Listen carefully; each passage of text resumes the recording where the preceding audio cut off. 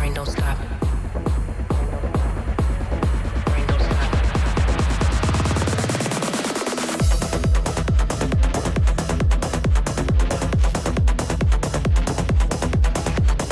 Brain don't stop. Brain don't stop. Brain don't stop.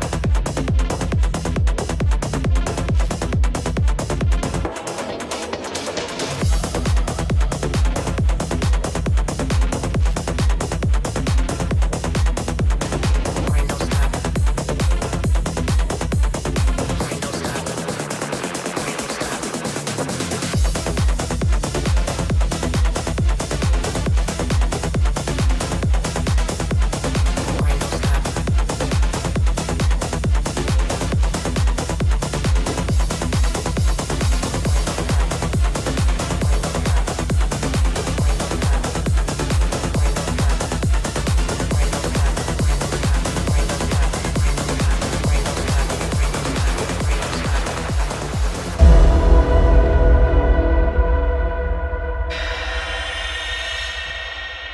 Brain don't stop. Brain don't stop. Brain don't stop. You're muted. Brain don't stop. No, I felt like so confident in what I was saying. Damn. That's funny though, because what I was about to say is, hi, welcome to Chewed Gum. It's your awkward host. It's your super awkward host that always forgets to unmute herself. No, but welcome to Chewed Gum. I hope everyone's doing good today. We talk about, I wish I had the paragraph we normally say, but we talk about all sorts of things. We talk about purity culture, we talk about religion. I love to talk about Christian nationalism. I would love to talk about Easter if anyone wants to call in and tell me why Easter is great and what you just did was Yeah. great. So Yeah. please call in about that because I think blood sacrifices for forgiveness is weird and I've been wanting to talk to about it lately. So yeah, I'm your awkward host Taylor. And I'm Alyssa. Wow. This is. And I'm trying to And this is remember what you normally Chewed say. Gum. And this Okay, is Chewed Gum. I just sent it to you, and actually, the thing Oh. that I normally say is something that someone who watches the show sent to me in a super Oh chat. yeah, that's right. And so that person, and I should have written down who's like the name of the user of, who wrote it, but that Chewed Gum is a show about rejecting purity culture, challenging misogyny, and the effects of religious trauma on women. It's so good. It's so That is so good. I'm so glad you sent me what you just sent me because this is such a nice right? little thing. Okay, I didn't say today's date. Today is April 7th. You guys know what year it is, but there's the date. And now I lost it again. But yeah. So call in, especially if you're a theist. I really want you to call in. And the phone number's on the screen. Hopefully you can see it. Yeah, girl. And everybody who sends in a super chat of $5 or more will read it at the end of the show. And yeah, how are you doing, Alyssa? I'm good. We just did the like podcast live basically, and it was really fun. We had people who were calling in to defend Trump bombing, threatening to bomb Iran, and part of the way that they that they were like justifying it, one of the guys was like, well, you can't do you believe that? Do you believe he's actually going to do it? And we were like, that's not a good reason. I That's know. not a good reason. People say this all the time where if somebody says something about what Trump said or whatever, they'll be like, "Oh, you know him. He just says that." And I'm like, Right. Why do we find this like acceptable, especially for a president? There's not even the illusion of any kind of professionalism, which is super annoying. But no, I was scrolling like on YouTube and I saw you and Jimmy and I saw Andrew from New Jersey. And I was laughing. And I literally thought to myself, someone had to have sent them a $200 super chat Yes. because I know Jimmy would not just volunteer. Yes. $200 super chat and then $100 to end it. Oh, really? Yeah. Did someone end it? Yeah. That's so funny. It was And what- it was so funny. And was that also about defending Yeah, Trump? he said he 100% supports the war in Iran. And Jimmy was like, okay, well, do you have a pen and paper? And gave him the number for the Navy SEALs and was like, well, if you support it so much, Literally.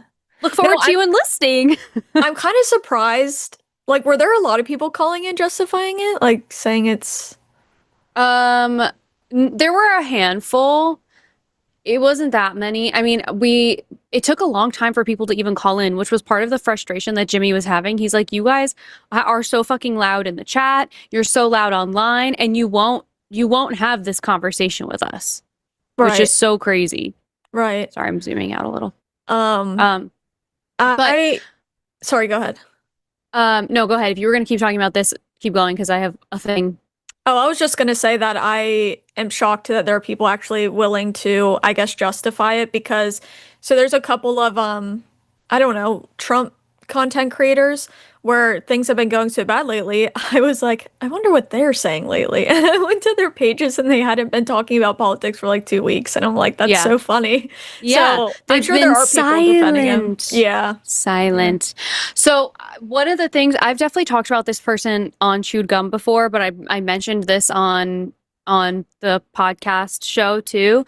I have a relative I have like one truly MAGA relative, and she like posts stuff on her Facebook, and my mom gets into tussles with her all the time because my mom posts a lot of like more left-leaning stuff. So, I mean, she is liberal. So anyways, so she posted this thing, and it's a screenshot of an article that says Tucker Carlson said that Trump was vile on every level for the Easter post that he made.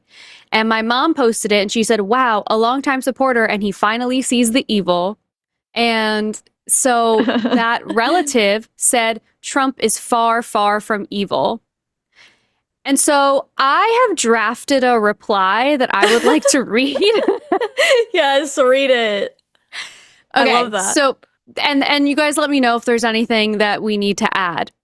I just replied at her name. I said, his name is in the Epstein files over 1,000 times. He was found civilly liable of sexual abuse of E. Jean Carroll. He was found guilty on 34 counts of falsifying business records to conceal the hush money he sent to a sex worker he saw while he was married. He removed healthcare benefits for 2.3 million people. Gas prices are at an average of $4 per gallon. Grocery prices are high.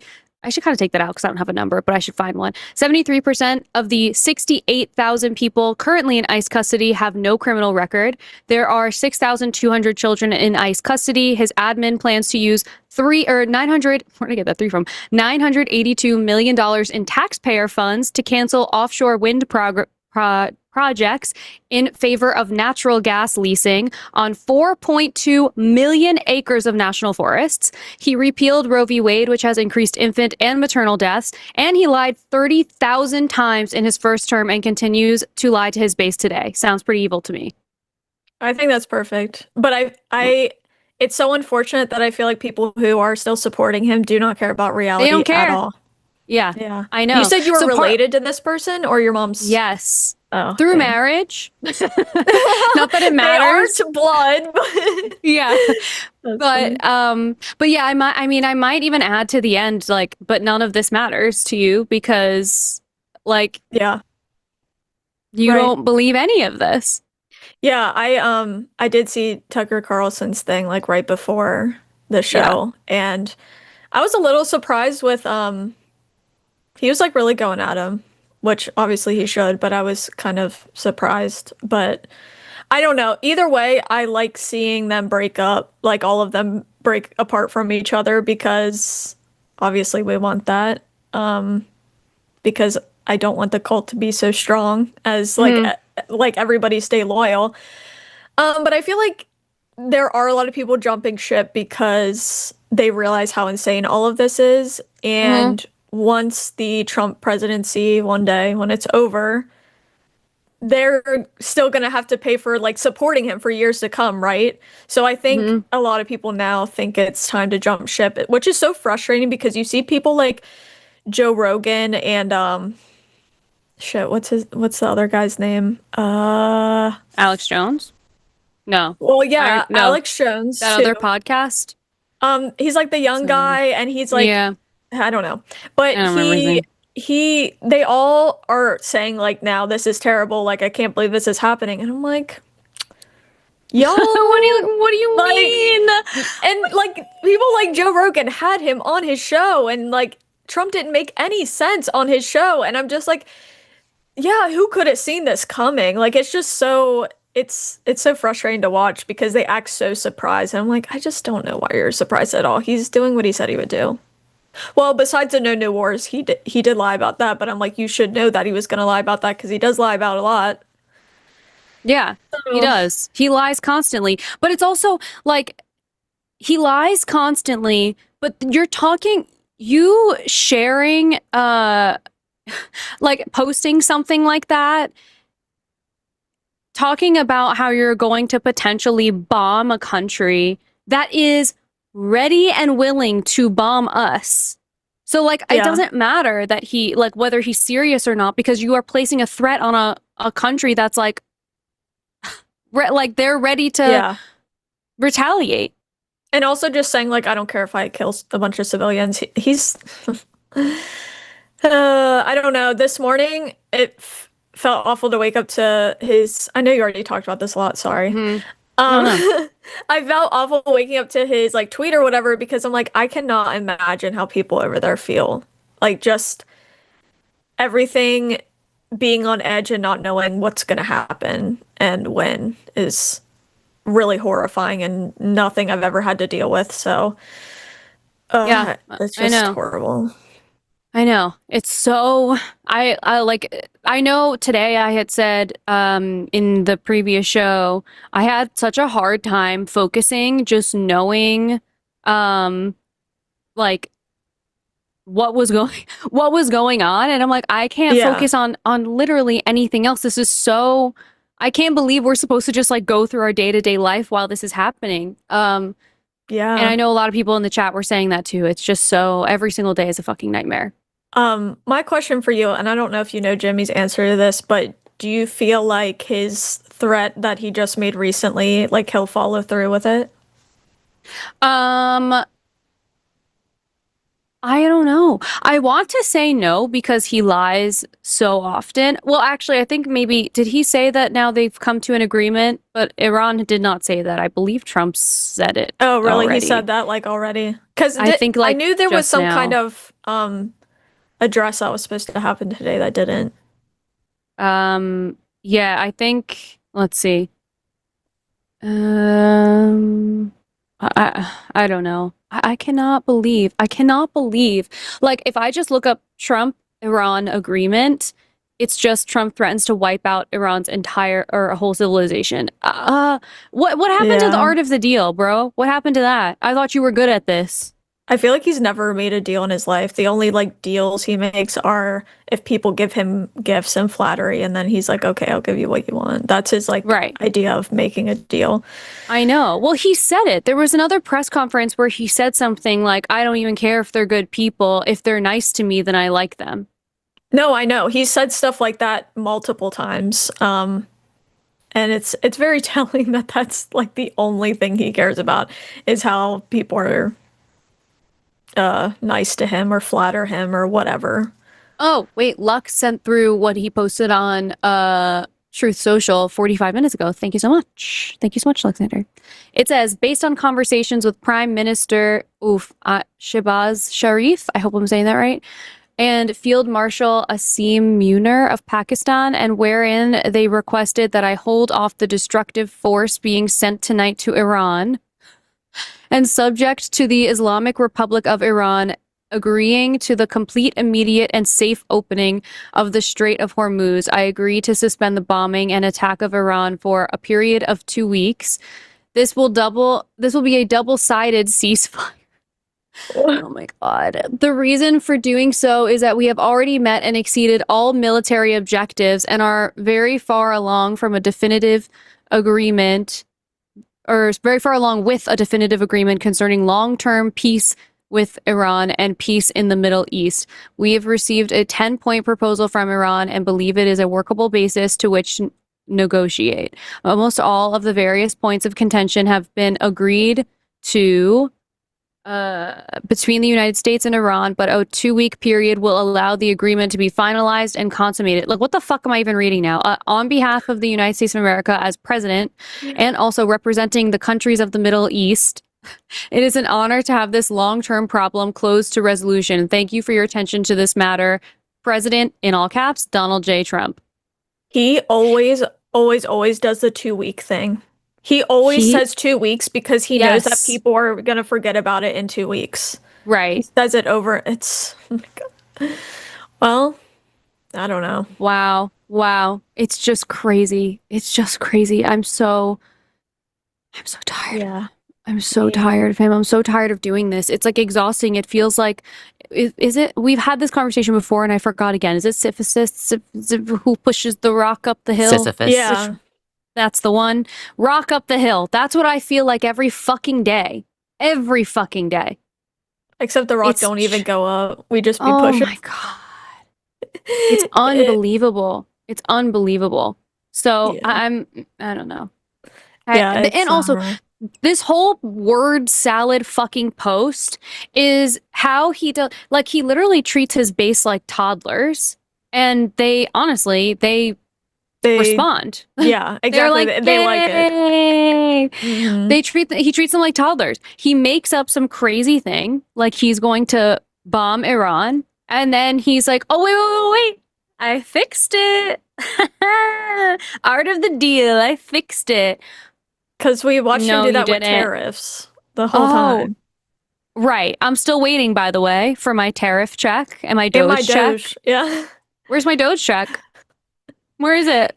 I've been seeing a lot of people saying they're not paying their taxes this year, which I'm scared to do, but I know a lot of people are doing it, and I'm just I don't know. I understand it though because I've been thinking this whole year, I'm like, where are my taxes going? Like, Right. because Where are they Doge got going? rid of so much stuff that I would even care about. Hmm. Like, and they want to like privatize TSA and all that. I'm not saying they will, but I know they want to. And I'm like, at what point?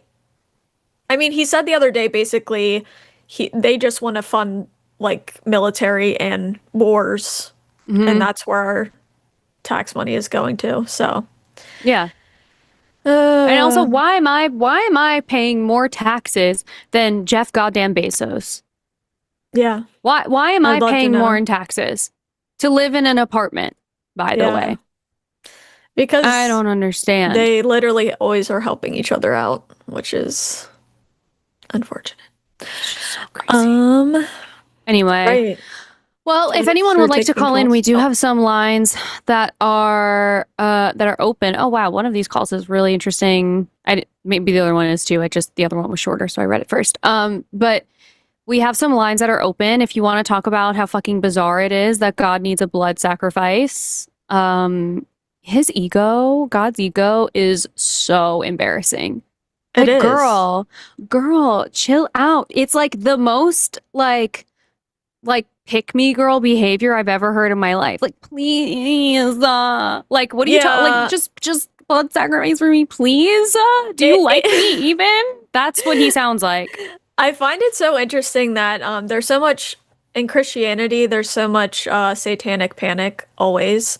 The talk of like evil people eating babies and sacrificing babies and whatever. Meanwhile, in the Old Testament, people were constantly sacrificing like innocent animals, and then Jesus was supposedly like an innocent life too. And I'm just like, but the entire religion is based around blood sacrifice. Yes. And everybody acts like it's normal. And I know it's because it's normalized here and like in a lot of places. But I'm like, can you just imagine if we did that to each other?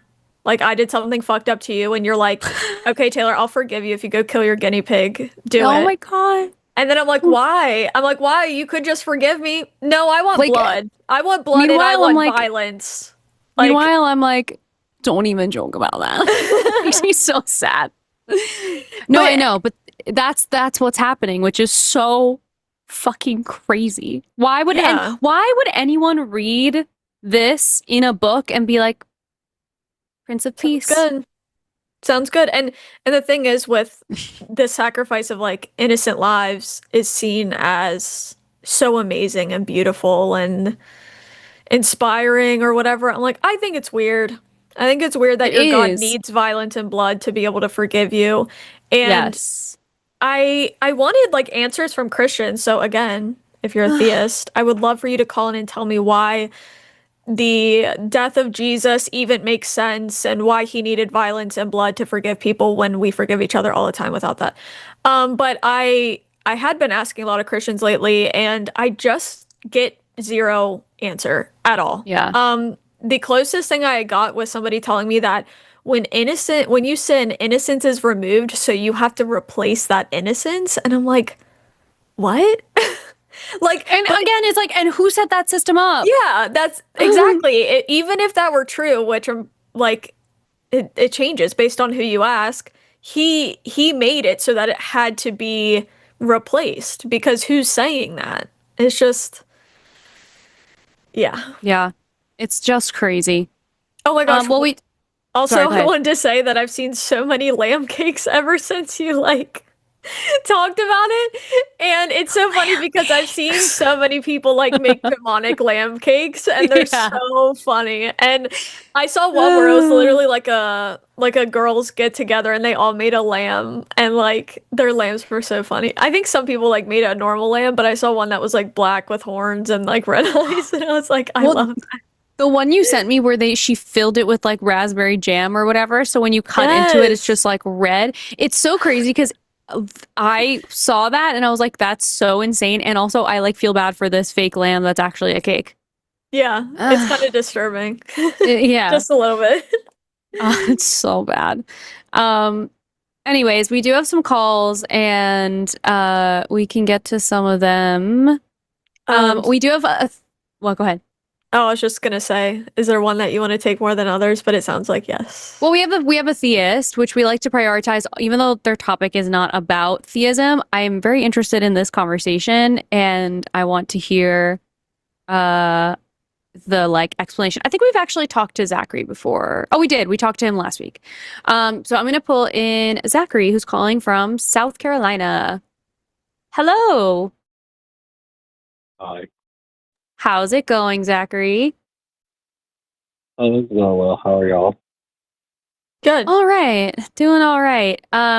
So do you want to explain your topic today? I'm very interested. Oh yeah. I was on the internet and I guess it's like my algorithm, my YouTube algorithm, and I saw like a lot of videos about black male fetishization and how it's kind of like an underrated topic. And so like first I would like to preference I understand that like women are like fetishized and sexualized at a higher rate than like men. And like most importantly, like women of color, like you have like the spicy Latina tropes, like Asian women are like apparently more submissive than other women, like and like everything that is said about black women from like the Jezebel tropes and all that. So I'm very like well aware of that. But I feel like there is something here with like black male fetishization and kind of how that like kind of leads to like toxic masculinity within the black community. Hmm. Yeah, I mean, explain because I mostly I want to learn the connection that you're making from you more than Oh, I want to like debate it because oh, um Yeah, yeah, okay. because same. you have more context on this because I think if I remember correctly, you are a black man, yes? Yes, ma'am. Okay, so you have like personal context and you've also like seen some stuff now. So I'm curious about what you've connected here. Yeah. But like first off, I would like to say like the people who like fetishize black men the most are white men.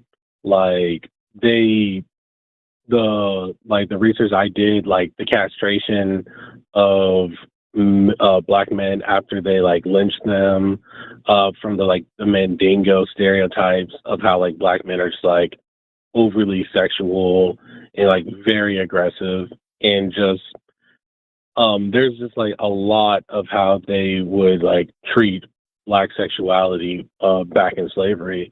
So that's first off how to start it. And then when you look at like white women, how they participate too, is like it's mostly like through like the whole like BBC trope. There's like Mhm. Alyssa, you're like a sexual like educator, so like you know that there are like toys and stuff that like resemble like Mhm. you know a black male member.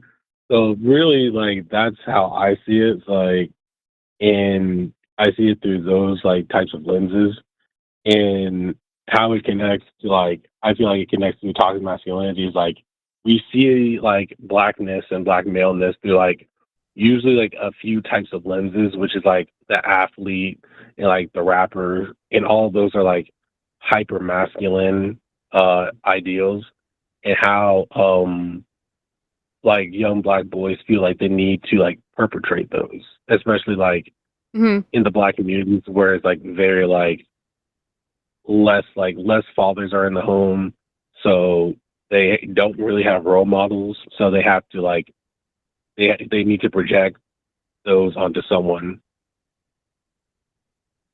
Yeah, I mean, I think that what you're identifying, I think you are completely right in, because even I was thinking about when you were talking about like BBC, like that being and I will not say what that is. You will have to Google it if you don't know.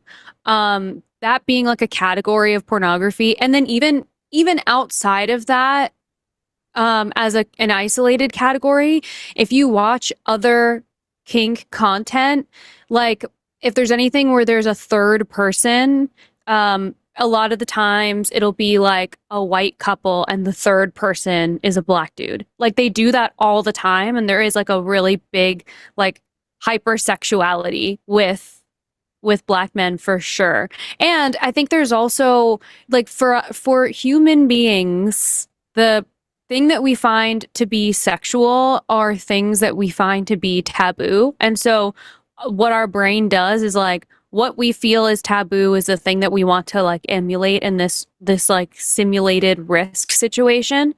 So for people who have like any sort of I don't know. I don't know if I would call it like a kink or a fetish or whatever, but who have that sexual interest, it's something for them to look at and say, like, okay, is there something about the like the relationship that I would potentially have um with a black man that is so taboo to me that it's become like a sexualized thing? Like that is so weird.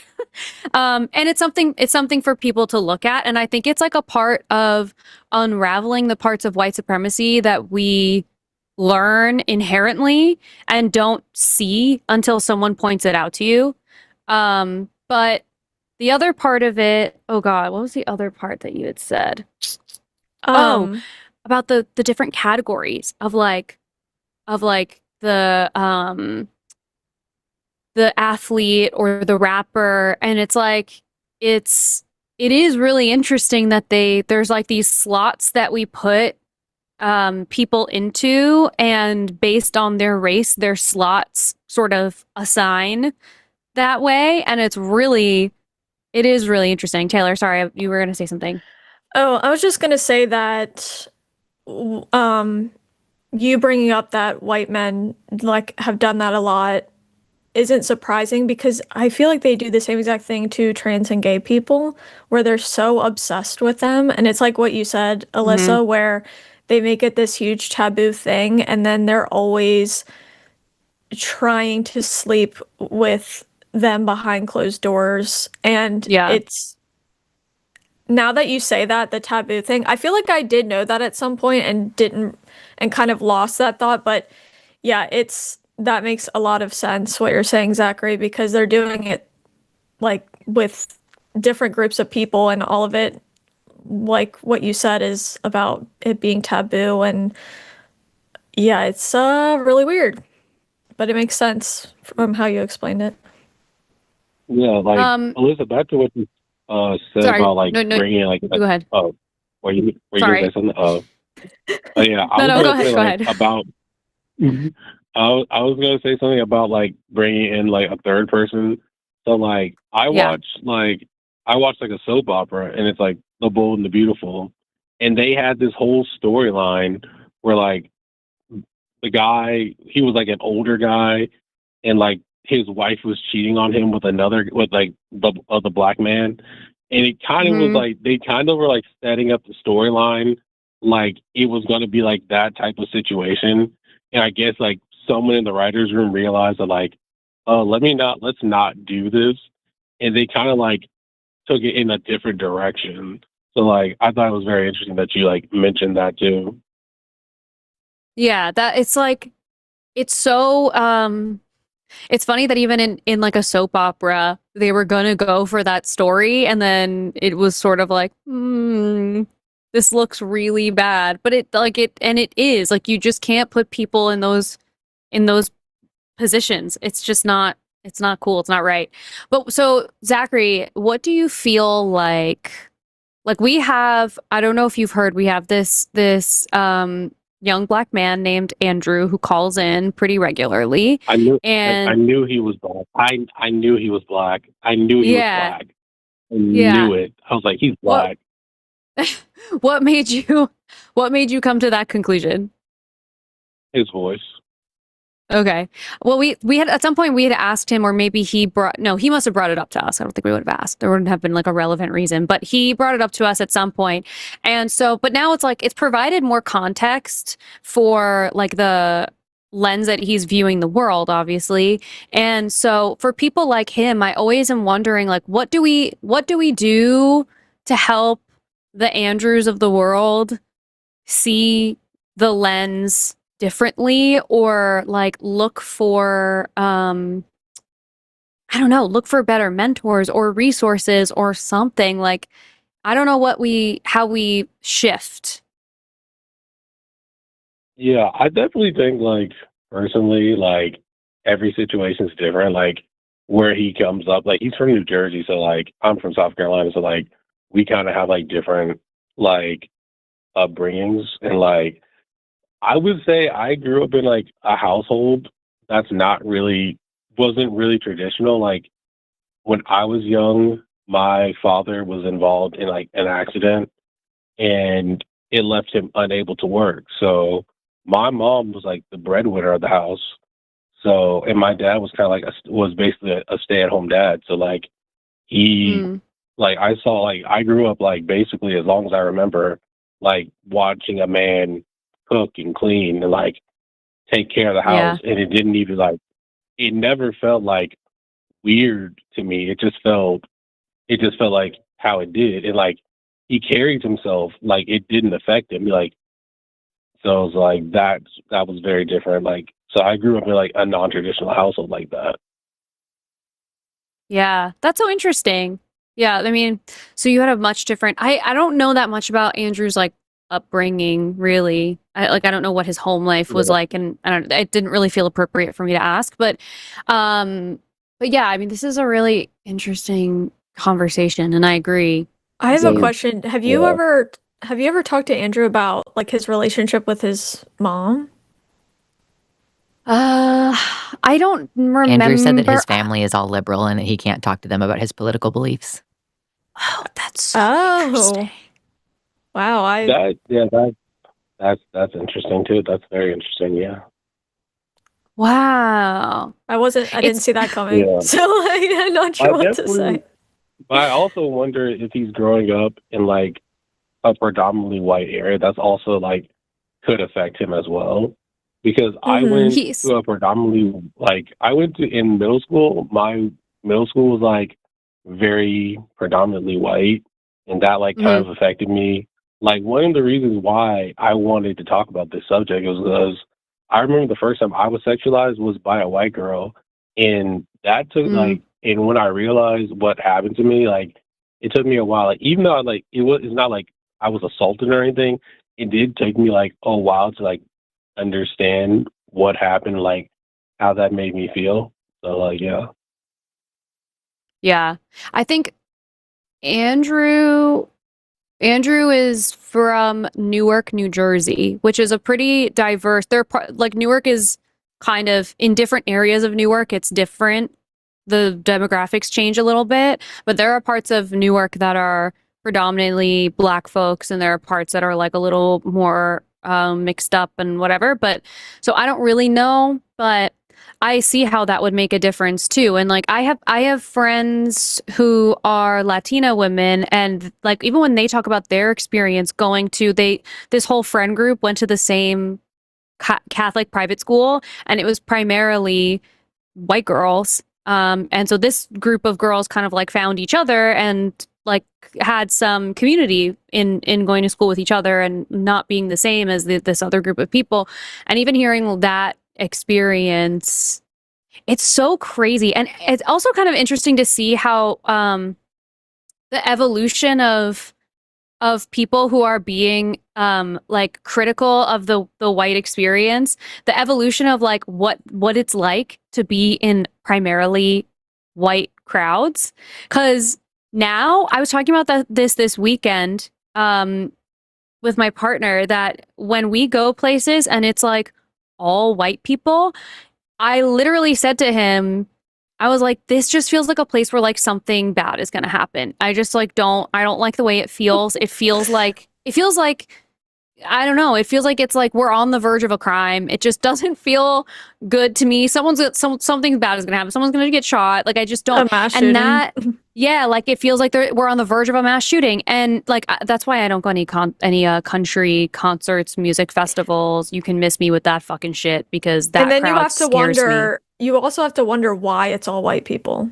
Like that's another thing is like, Yeah. does Right. anybody different not feel comfortable going to this place and why? Right. It's just such a weird thing. I don't know. Zachary, do you have anything else that you want to add? I mean, like, I feel like that also, like, kind of, like, explains his experiences, like, with the women, like, the way he talks about them. And it's Yeah. like, as, like, with black men, and it's, like, kind of, like, why black men kind of get, like, when you see, like, athletic, like, the athlete black men, and they date, like, white women, it's because it's, like, not accessible to us. So, like, Mm-hmm. we kind of feel like it might make him, like, feel a type of way. That's why, like, you know, I don't know his preferences, but it's like I definitely feel like that might be one of the reasons why he feels how he feels. Because, like, I mean, personally, like, I'm not into white girls like that, so I can't really like say anything about like Mhm. that. So I wouldn't know. So It's really interesting. This is a very interesting conversation. Oh, I had So one go thing ahead. I wanted to say. I feel like I see this, and I don't know how common it is, but I also feel like I see white girls will like use dating black men as some kind of rebellion towards their family, as like a fuck you to Yeah. their family. And that's definitely oh one way yeah, I feel like I see it. Do you feel like that's a videos like common the videos occurrence? I watch. Yeah, videos I watch definitely like mention that part too, like of the rebellion. Yeah. Yeah. I feel like in the early 2000s especially, that was like I feel like it was like blatant that that was what was going on in like movies and TV, and I wish I could give like a good example of it now, but I felt like I saw that all the time in media, even not that long ago, Yeah. which is so crazy. It's Yeah. just so crazy. For all of the ways where we have not really evolved in the US, I'm glad that we've evolved enough where like this conversation can take place and it can be like sane and like we can be critical of how, this is all evolved. I've also noticed that like in modern day, a lot of people don't want to be outspoken about their child, like them having a problem with their child dating anybody who isn't white, but Hmm. they'll say it in different ways. Like Yeah. your cultures are just too different or whatever, and they're a lot of them are nowadays. I mean, obviously there are places where they're not afraid to say this, but I feel like there's a lot of places nowadays where they won't flat out say it, Hmm. but they feel that way. And I feel like it's pretty common, to be honest. I feel like it's more common than not. But yeah, it's unfortunate. Yeah, it is. It is. Um, all right, Andrew. Oh my God, I'm supposed to call you Andrew. I would never do that to you, Zachary. I'm so sorry. Zachary, do you have anything else you want to add before we move on to other calls? No. Okay. Well, thank you for bringing this conversation to us. This was super interesting, and And thank you for having the conversation with us as two white ladies. I appreciate it. Thanks for calling, Zachary. Yeah, you're fine. Thank you. Bye. I just want to address in the chat, there was something that that was like saying, is it an overcorrection to be like cautious of spaces that are like totally white? And the reason I will say no is because exactly what Taylor said. What about this space has made people of color feel unsafe being here? And why are they not included in this at all? Like that makes me a little cautious. And think about the places you typically see this. Like I think of like what you said, country concerts.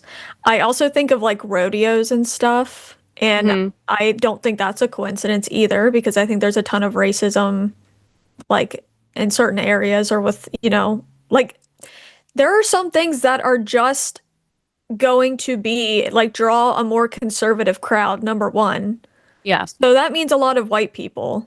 And so I feel like typically I don't know. I just don't think it's an overcorrection either, because I can't think of a single place that it wouldn't come down to that, to be honest. Yeah. I know. And the thing that I thought of, that I always think of, and there's like a tiny spider on my wall. The thing that I thought of, or the space that I thought of, was I went to one country music festival with my little sister, because she used to really be into country, not so much anymore, but she used to be when she was in college. And I went to this festival in upstate New York, and there were like Confederate flags, "Don't Tread on Me" flags. There were guns rights flags. And then I will never forget this one guy that was talking to us that had a Southern accent. And then I asked him where he was from, and he said Connecticut.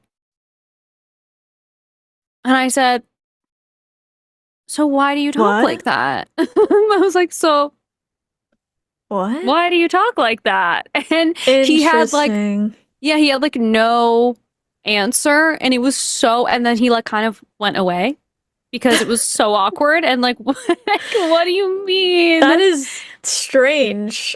Yeah. I don't understand that at all. But anyway, that was a really interesting conversation. I appreciate Zachary for calling in. And there's a lot about like sex and sexuality that I find really interesting about that kind of stuff. And I didn't even really think about the like the porn categories. Yeah. Yeah. It's like, it's such a thing, and it's so like weirdly accepted in mainstream porn, and it's so weird. Like, I just don't understand. I don't understand. Anyways, we do have some calls that are waiting in the wings, but if you would like to call, you can call 720-619-2288 or use the web link that's in the description.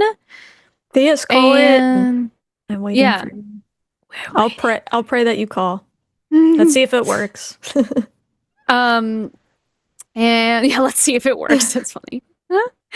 And then we also have a schedule for the rest of for the rest of the week. Let's see.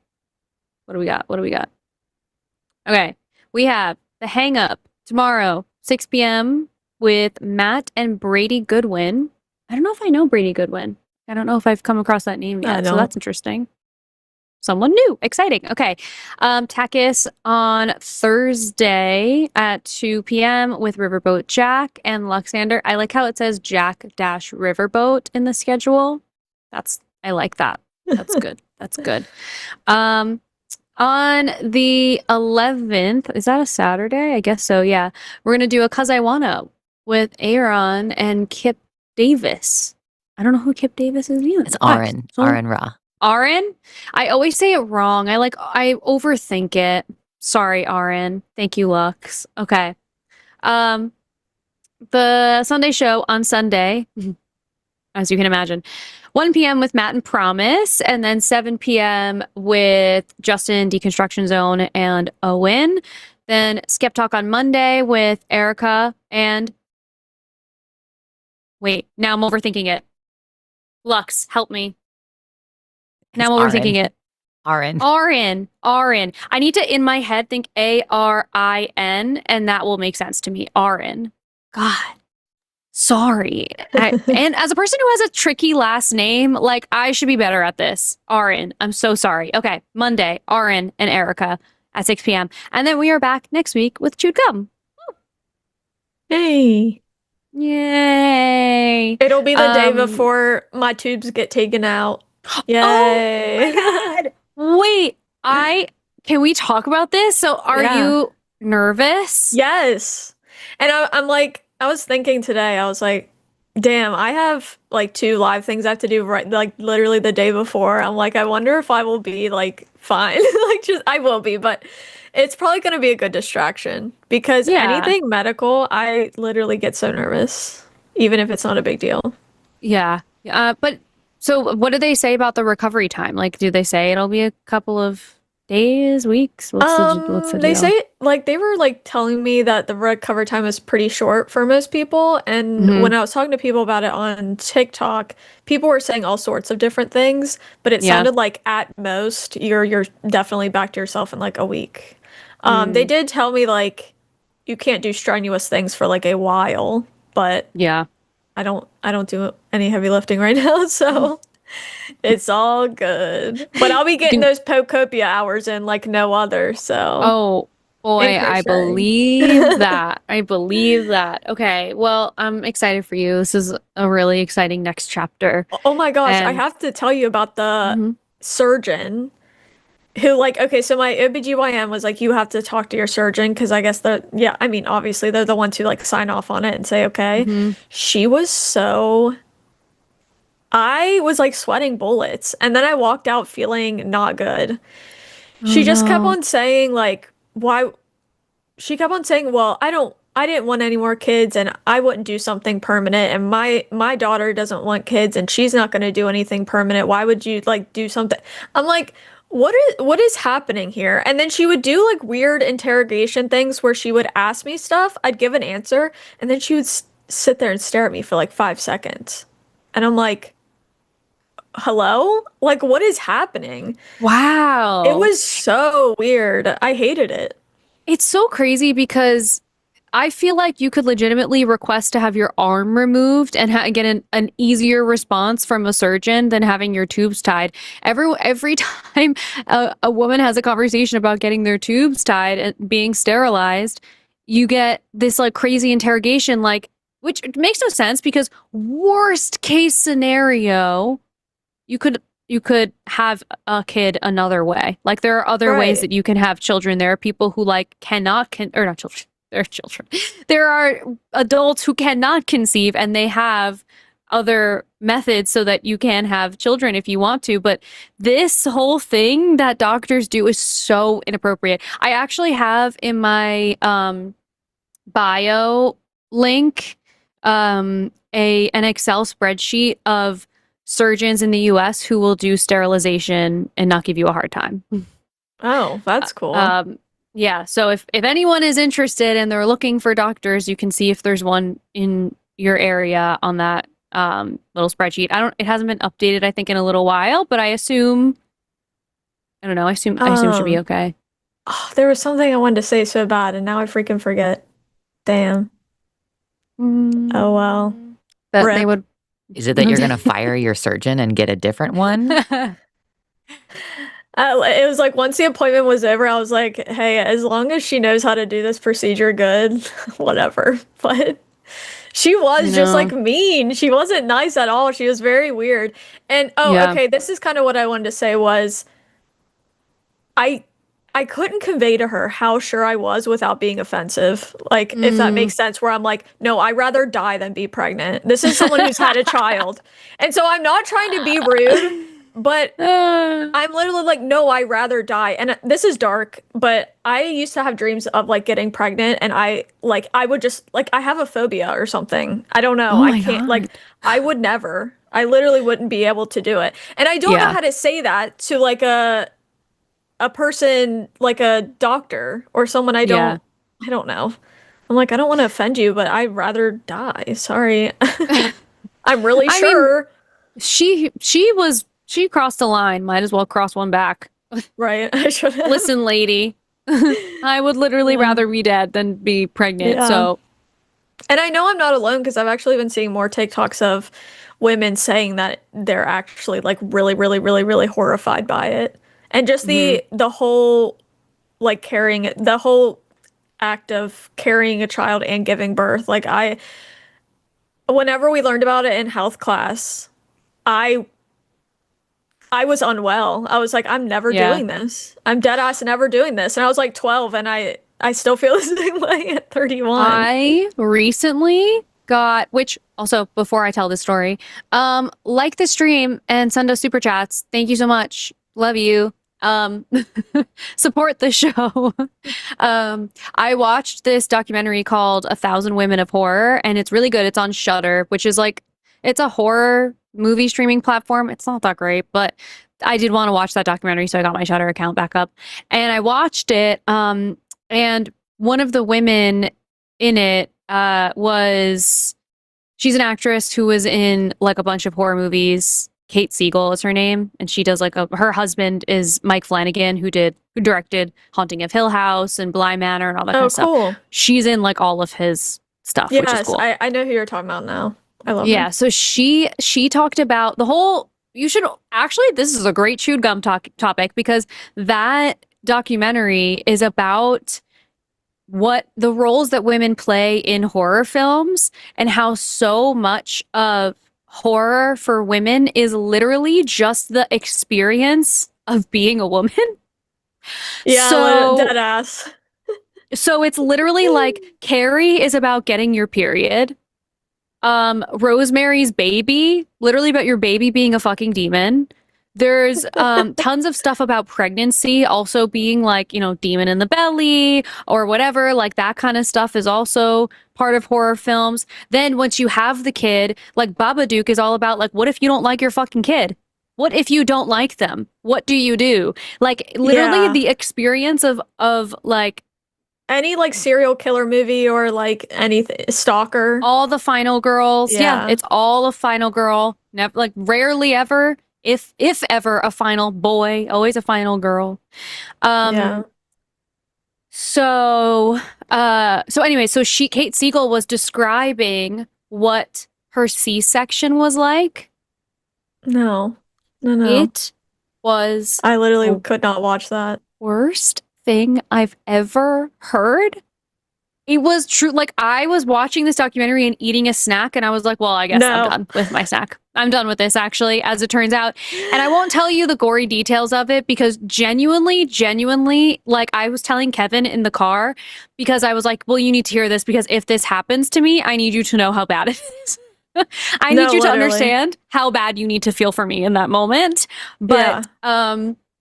But I started telling him like the actual details of it, and he was like, "You actually need to stop because I'm gonna throw up." And I was like, "Okay, I'll stop." That's But how I literally feel about it. I get sick, like sick to my Yeah. stomach.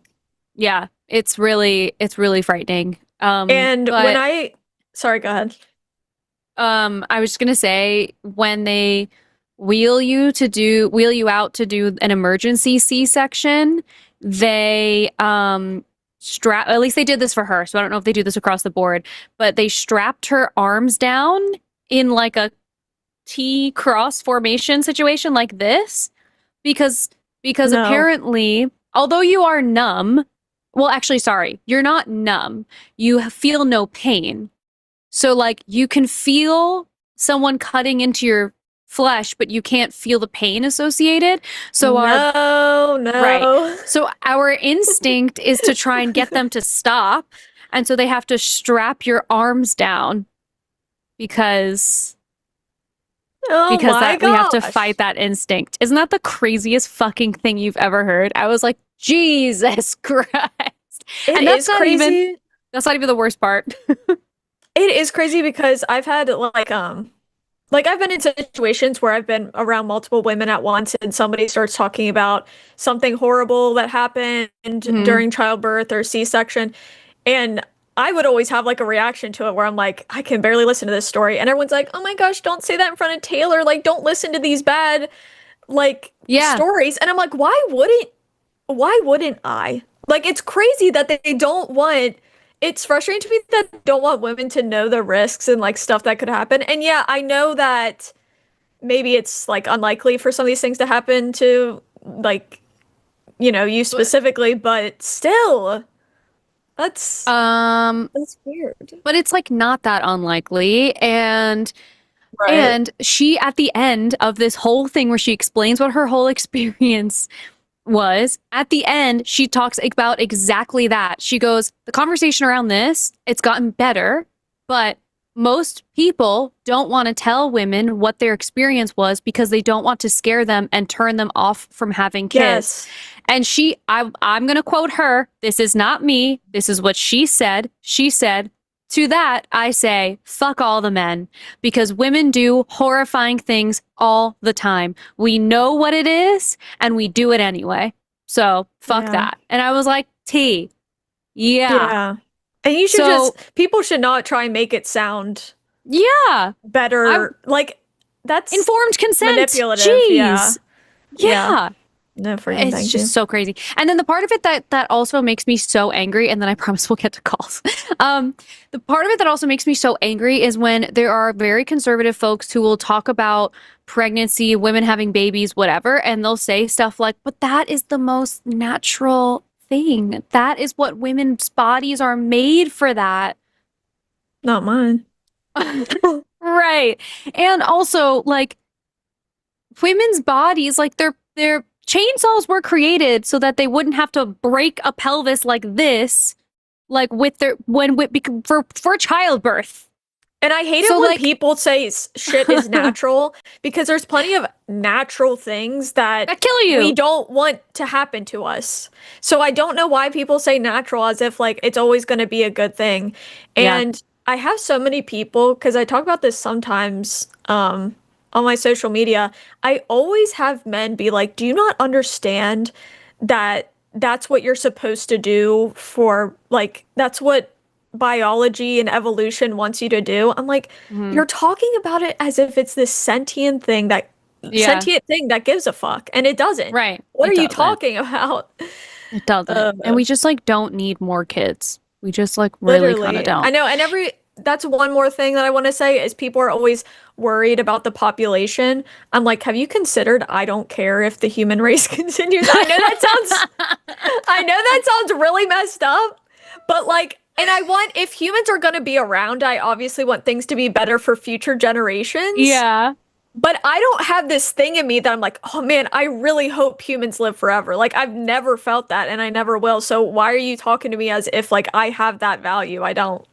It's so funny to be like, you've made a fatal miscalculation in that I don't care if No, this literally. shit continues. Exactly. That's so good. That is so funny. Oh my gosh. All right. So of the calls that we have, is there any that you are most interested in? Your face is so funny right I don't know. They all seem kind of like on the same level to me. now. Okay. What about you?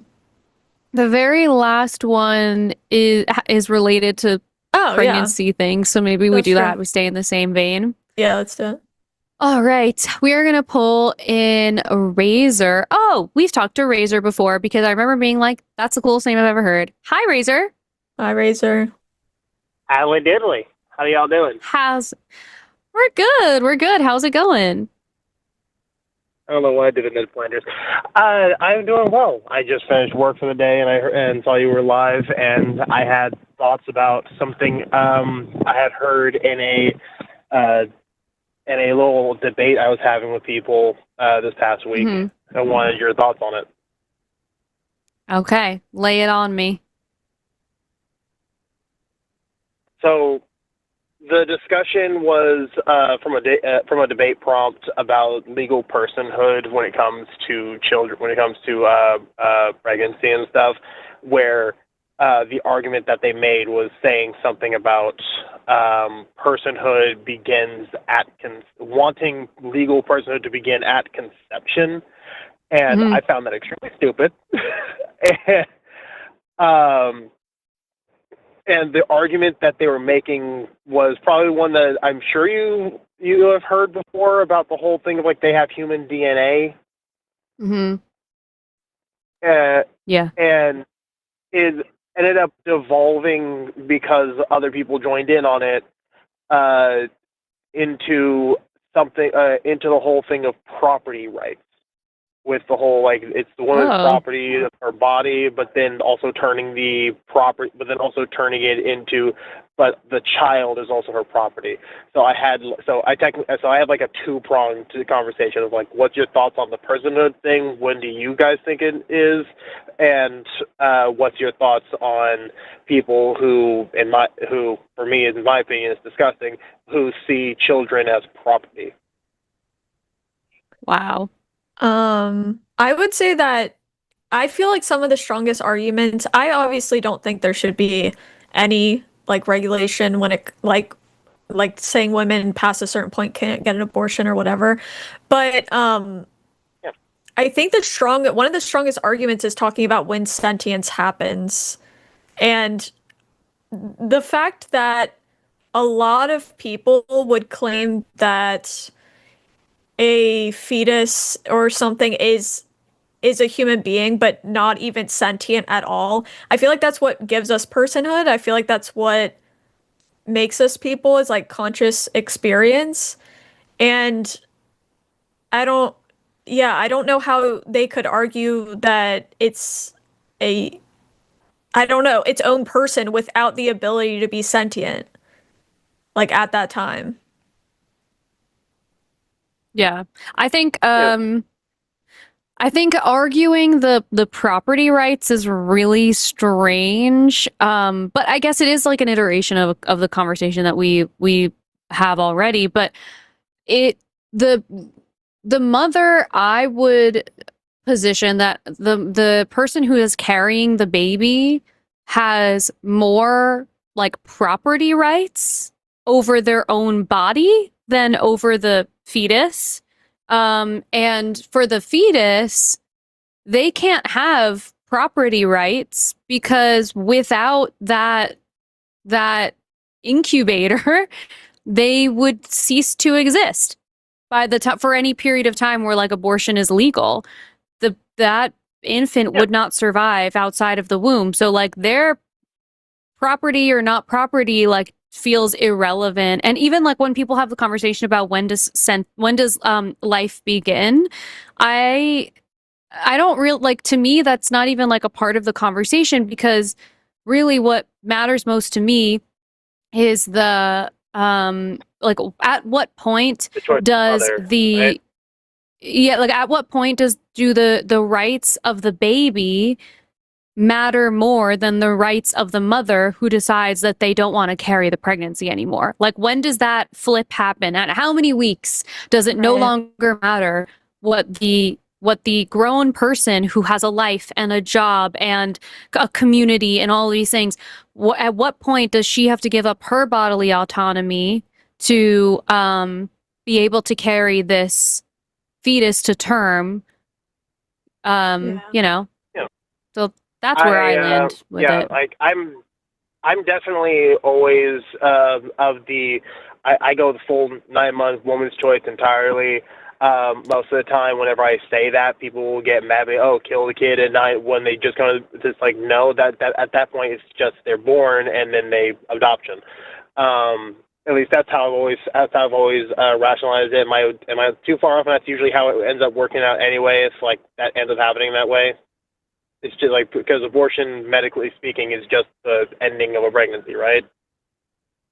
Yes, but I'm sorry, you have to repeat the very last thing that you said, because we have a person who tried to call in and say that they were calling from Haiti, but doesn't realize that we can see that they're calling from Chicago, and it's so funny. So I got distracted for a brief moment. I'm so sorry.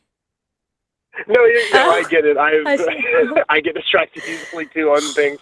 No, yeah, because like with abortion, medically speaking, whenever it's used in a medical term, it just means the ending of a pregnancy. So a lot of time I'll end up having people have this dumb remark towards me saying like, "Oh, so take it at 9 months and kill it," because thanks to conservatives and Christian nationalists and just Christian in general pushing this weird narrative that abortion means kill. It's the most annoying thing to constantly hear. Yeah. And then the argument, and I apologize. The argument that we ended up having when it came to the whole property rights thing, because I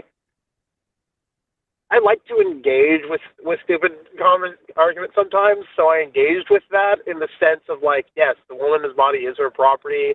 And I want to know what your thoughts on this was. I have the mindset that the what is it? Is it called a zygote or something else? The moment when it first like attached to the uterine line, and when that first like like an embryo. I don't know. Yeah, it's like but I get what you're saying. Zygote, embryo, yeah, zygote. When it connects and everything. I've always had of the mindset that it is and this is the way I push the argument. It is something currently invading your property, and just like any house guest that you no longer want, you have the right to remove it. So and then of course I always end up saying that when it comes to pregnancy, I usually see all the way up till they are born. I see most fetuses as parasites based on category of like what they do. Does that one sound harsh when I say that? Probably to them, like they would not take that well. Yeah. But it is. I like to bring up statistics about when abortions happen at 9 months. Like, what do they believe? Women aren't waiting until 9 months to get abortions. Yeah, it's not. We have information about that. The argument I heard from the guy, I apologize so much. The delay really does get me. I'm sorry. No, you're fine. The argument I had gotten was they legitimately think that it's like the umbilical cord's there. Mom says, "No, I don't want to raise it, so kill it." They legitimately. That's the argument that legitimately gets pushed towards me whenever I have this conversation.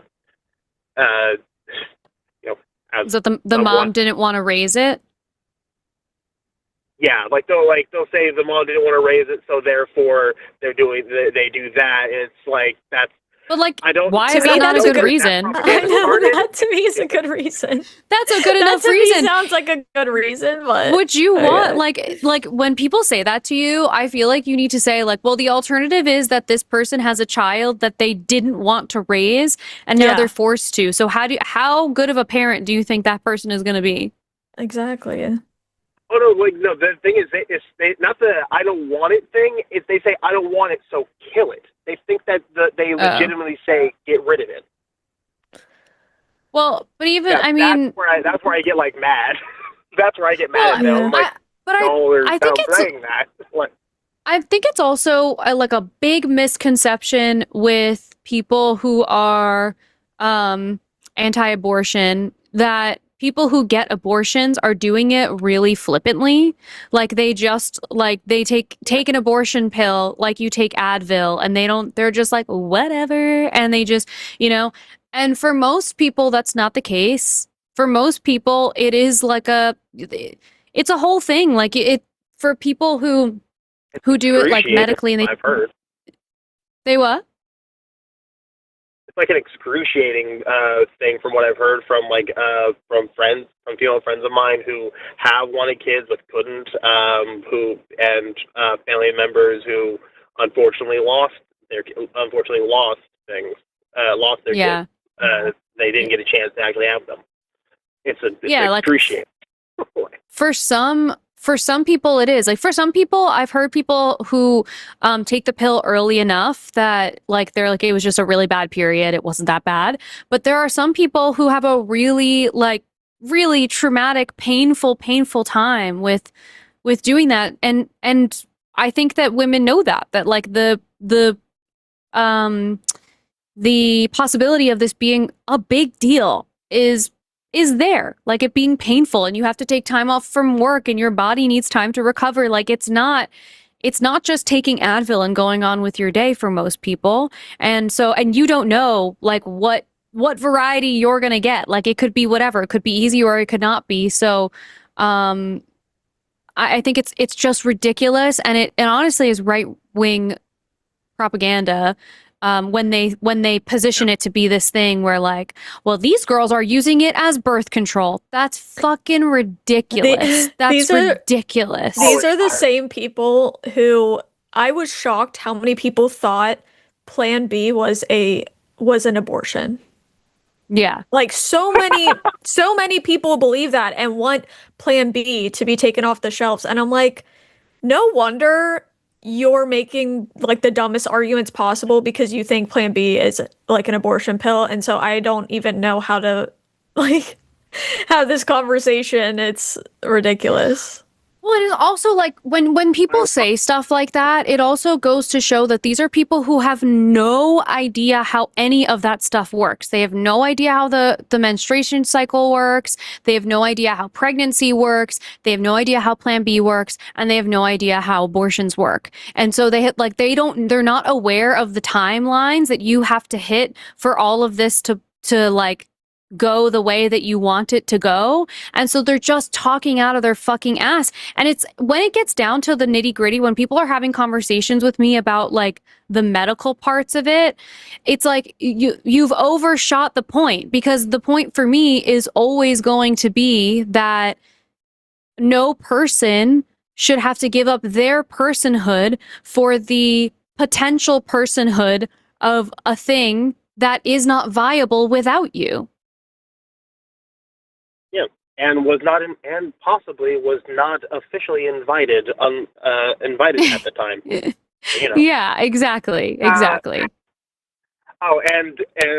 I apologize if you heard me like giggling a little bit when you said that they don't know how menstruation works or anything like that. I immediately thought of a previous caller that Jimmy took who thought that pee was stored in the uterus. That pee that was me stored and that was me and Forrest. Oh my god! Yeah, it was Forrest. I apologize. I was thinking, it was Lux and Forrest. Yeah, that took that guy. Oh my god! Shocking. But part of me is like, like these are people who did not get sex education, and that's not their fault. But then when you come into spaces where you insist that you know, and it's always a fucking dude who wants to call, someone who doesn't have a uterus, who wants to call and tell me why we can't have abortions. Very rarely have I had this conversation with women. Isn't that crazy? Oh, entirely. That's actually, and I think I'll make this my final aspect, and then I'll let you get to some other calls. This is it's that particular thing of like the men in their women's lives where it's like the woman says, I don't want, or the person carrying the baby, I should say like that. The person who's carrying the baby says, no, I don't wanna. I'm going to take this pill, or I'm going to have this operation because things are going certain health deficiencies or stuff like that. And I don't understand why. And at least I have an idea, but I don't know if it is entirely. The type of men who, when they're so against their partner getting rid of the kid, even though nothing like seriously is happening, and nothing seriously is going to happen to the guy in this aspect. And yeah. I was wondering, is that purely a control thing for them, or are they just really that emotionally unstable? I can't tell. I think it's control. I think it's a bit of both, but I think it's mostly control. I think it kills it kills some men to know that this is something that they actually have like no say in. And like to know that they are not the keepers of procreation in the way that they want to be, I think makes some men like subconsciously feel very insecure. Like they're not holding the baby. So like they don't really, you know. It's not a big deal to them. So Yeah. like they don't. What do they have to do? Yeah, they'll always say it's a 50-50 thing. No, it's a 595. You did 5% of the work. Right. Right. They're doing the 90. They're doing the other 95. At least especially when it comes to like carrying the baby, birthing the baby, and like in the first sort of like newborn phase. And let's be real, mothers normally raise. Oh, it's your turn to take care of the kid. You do the changing. You do the dishes. You do the thing. I'm gonna go work whatever. And it's like in this economy, both need to work. I'm sorry. It's like sorry. Yeah. Yeah. Women are typically the ones who end up raising the children and being responsible for most of that. So I feel like it's just an easy decision, especially for a lot of men to just say, yeah, I want kids. I feel like they say it way easier. Like, I don't know. It's just not a big deal. So they're saying that left and right because they don't have to go through any of that. They say I want a kid in the same way I would say I want a new PS5. Yeah. So if I just pay this amount of money, I'll be fine. Like, yeah. I've heard people say that men want children the way that people want dogs. oh. Yeah. Like And they I've want like a cute little thing to take great care of. games, and I want to raise them all. It doesn't mean I'm going to do it. Yeah, exactly, But, like- exactly.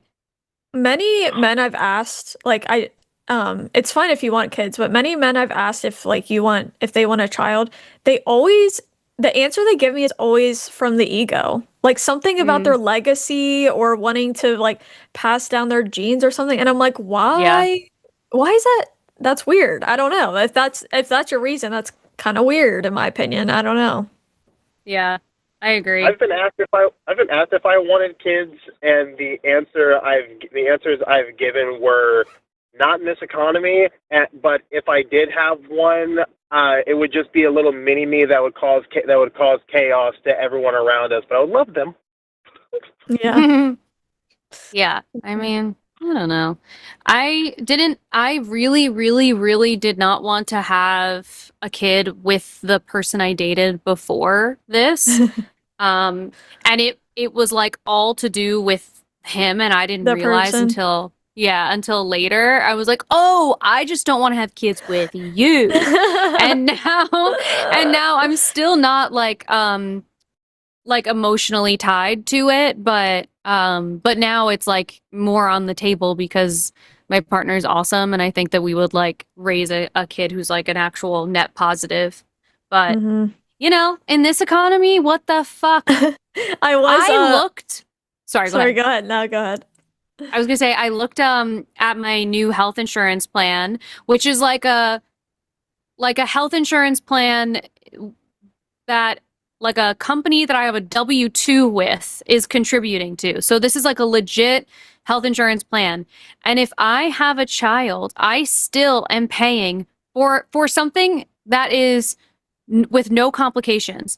After insurance, I would have to pay a minimum of $12,000 fucking dollars. My hospital bill would be $12,000 after insurance. Oh God, that's And they're trying to tell everybody to have kids. It's like, okay, you pay for it. that made my head Crazy. spin. What? I didn't like hearing that number. Isn't that crazy? Yeah. So anyway, Taylor, were you going to say anything else? Yeah, but I lost it, I think. But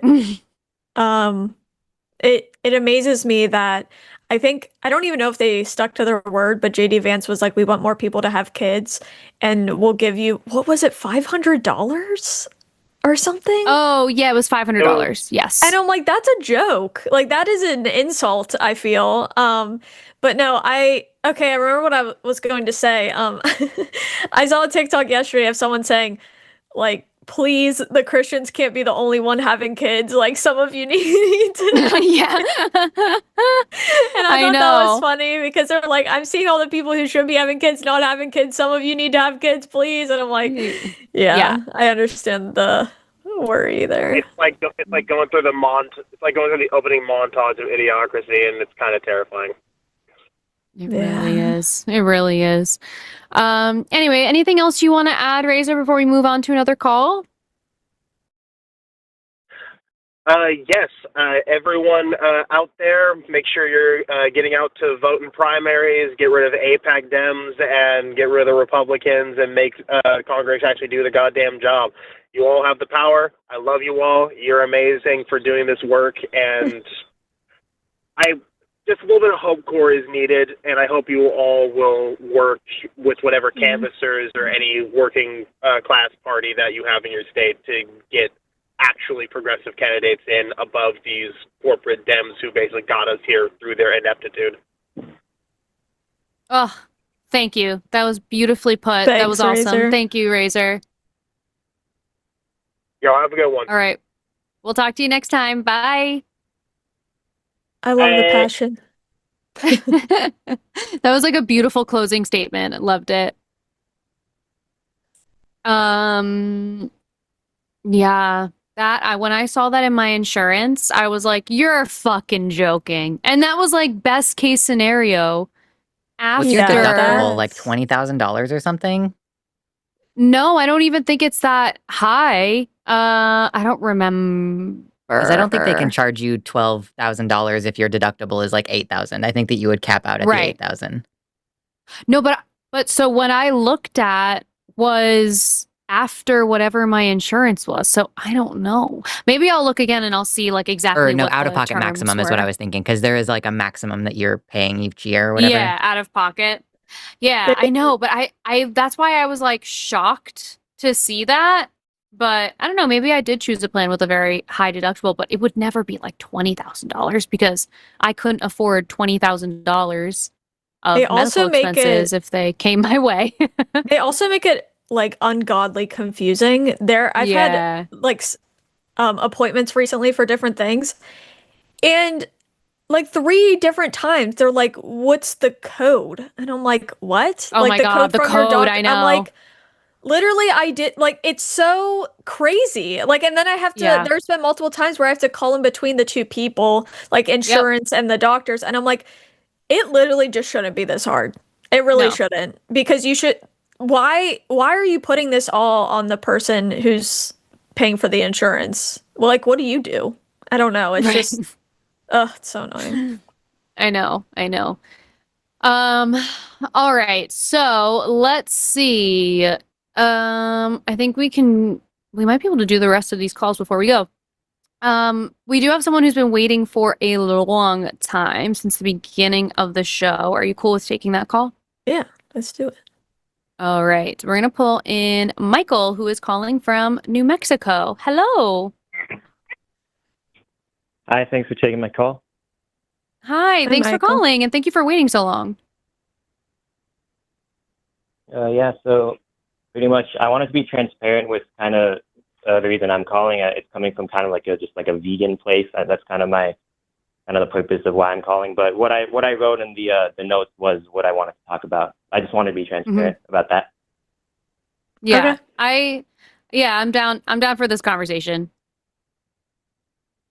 Yeah, so I think that the reasons we use to oppress certain groups, whether it be women, whether it be other kinds of minorities, or whether it be animals, are very similar, and it shows like an intersectionality between, say women being objectified and say cows. Take, for example, like the idea that a woman's purpose is to give birth, right? Like in society, a woman's purpose is to bear children, and it's something I'm humiliated to be like. I'm a young Gen Z man, and there's like a rise of young conservative Gen Z guys that think this way, right? And it's humiliating, right? Yeah. But then you get, say, for example, the dairy industry that breeds cows into existence and rapes them, forces them to be impregnated, forces them to give birth, steals their babies away from them, and then eventually slaughters them. And I was thinking about saying, like, is this something that you guys are okay with? And yeah, I guess that's kind of where I would like to start. Well, I'll tell you that I was vegan for a long time and have been vegetarian most of my life. And like, I feel very emotionally affected by what happens to animals. So, like, in this conversation, my personal feelings are like, I personally feel connected enough to the animal that I can't comfortably accept it as food. But it's a tough thing because like I want it's it's hard because part of me is like I want people to make their own choices. I don't want to like do the the whole thing where you play on people's emotions. But there is a part of it that I do think should be sort of like emotionally connect, like you should be connected enough to actually know where your food is coming from. And like I see in the chat people are like, how do you know if someone's vegan? They'll tell you. And like I'm sure you hear that kind of stuff all the time. But it is something that is hard to like, it's hard to disconnect from it once you've made that connection of like of what the experience is for animals that are part of like factory farming and all this kind of stuff. So I don't know. I think that they are kind of loosely related, that like the culture and disregarding autonomy for people that we are like, just even using the example of women, people that we are perceiving as being like easy to take advantage of or easy to dominate. I do think it's more like a superiority complex. I guess it is kind of connected to like the patriarchy in this way. This is like the most woke mind virus conversation I've ever had, Michael. But I understand what you're saying, and I'm like, this is a conversation that I'm available for, but I know is not going to be one that a lot of people are available for because there's like such a insane reputation for people who are vegan and like very passionate about it. But I see you and I see the connection that you're making there.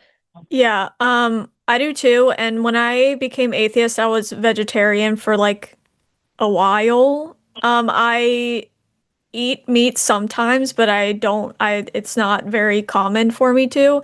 And I typically think the vegan argument is just always stronger in my opinion. Like when I see debates, I totally agree. It's really weird where I know a lot of it has to do with the fact that it's just so normalized and so we're desensitized and so far removed from it.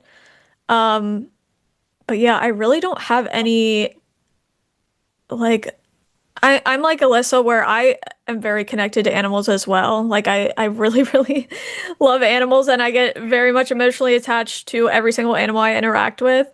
So yeah, I really have no objections here, I don't think. Like, I feel like, Michael, you'll understand. I will never understand for the life of me when a person sees a live animal and they go, you'd be a great burger. I'm like, that's demented. Something is wrong. Like, that's not, this thing is breathing. Like, what do you mean? I just, like, that disconnection feels very weird to me. Like, Yeah. that just, like, that's not right. Like, that's weird. Is it not? I don't know. And I'll also mention, of course, there's always the nuance of, is it available to you or whatever? Because I know there's plenty of people where it's not like they have like a ton of options or whatever. But I know the vegan thing, people, depending on where they live, like in the country, it can be a lot more rough than living in the city and stuff. I know I've heard that a lot and it makes a lot of sense, but I was gonna say something and then I lost my thought. Damn. Well, Michael, if it helps, all of the meals in my fridge right now are vegan. And I'm always trying to get back to closer to plant-based. I really struggle with it because there are times where like I get just so fucking hungry and like the thing that will satisfy me the most is like a little bit of cheese. But then I went to, this is like such an overshare and I'm so sorry, but part of my experience in therapy was intrusive thoughts about animals. Like that was like something that I actively worked on because I would do stuff like I would see like a piece of cheese and I couldn't unsee the baby calf that they put this like thing on their nose to block them from being able to drink the milk from their mom. And the dairy industry also feeds the like veal industry. And so like those can like I think about that stuff constantly, literally all day long. And for what it's worth, I don't think it's that expensive. There are ways that you can be vegan that are not as expensive. What I think is a bigger barrier, in my opinion, is that it requires like re-educating yourself on food categories. Like once you take like when we look at the plate of food as an American, we go meat, vegetable, like starch or carb or whatever. If you take the meat portion out and people have to relearn how to build their plate and we don't have like great resources for it, people really struggle. And we already have like such a malnourished community. And so I think people really struggle with like rebalancing what that could potentially look like. But there is a way to be vegan where it's not very expensive, like getting things like vegetables and fruits and canned beans or whatever. Like that stuff is not more expensive than buying meat and cheese. Meat and cheese is often the most expensive thing in the grocery store. So it's just like the barrier to resources is different for sure, but I don't know. There's a whole thing about it. I could talk about this forever. Yeah, I mean, I guess I wanted to go through a lot of what you said, and after that, I just have a couple follow-up questions regarding, say, like the morality of say your guys' choices. Near the beginning of that, you said that there might be some kind of loose connection between like the patriarchy and how we treat animals. Like it might be kind of related, but I guess I would just have to push back a little bit and say I think it's totally related. Like, and the reason for that is I would say if we taught children to not purchase dairy products, for example, if we taught them that every animal has a right to life, we taught them to respect the bodily and sexual autonomy of cows, pigs, chickens, all that, I don't think those kids would grow up to be not only animal abusers, but if they're not going to abuse animals, I struggle to see how they would think it's okay to abuse and objectify, say, women, for example, or any other minority group.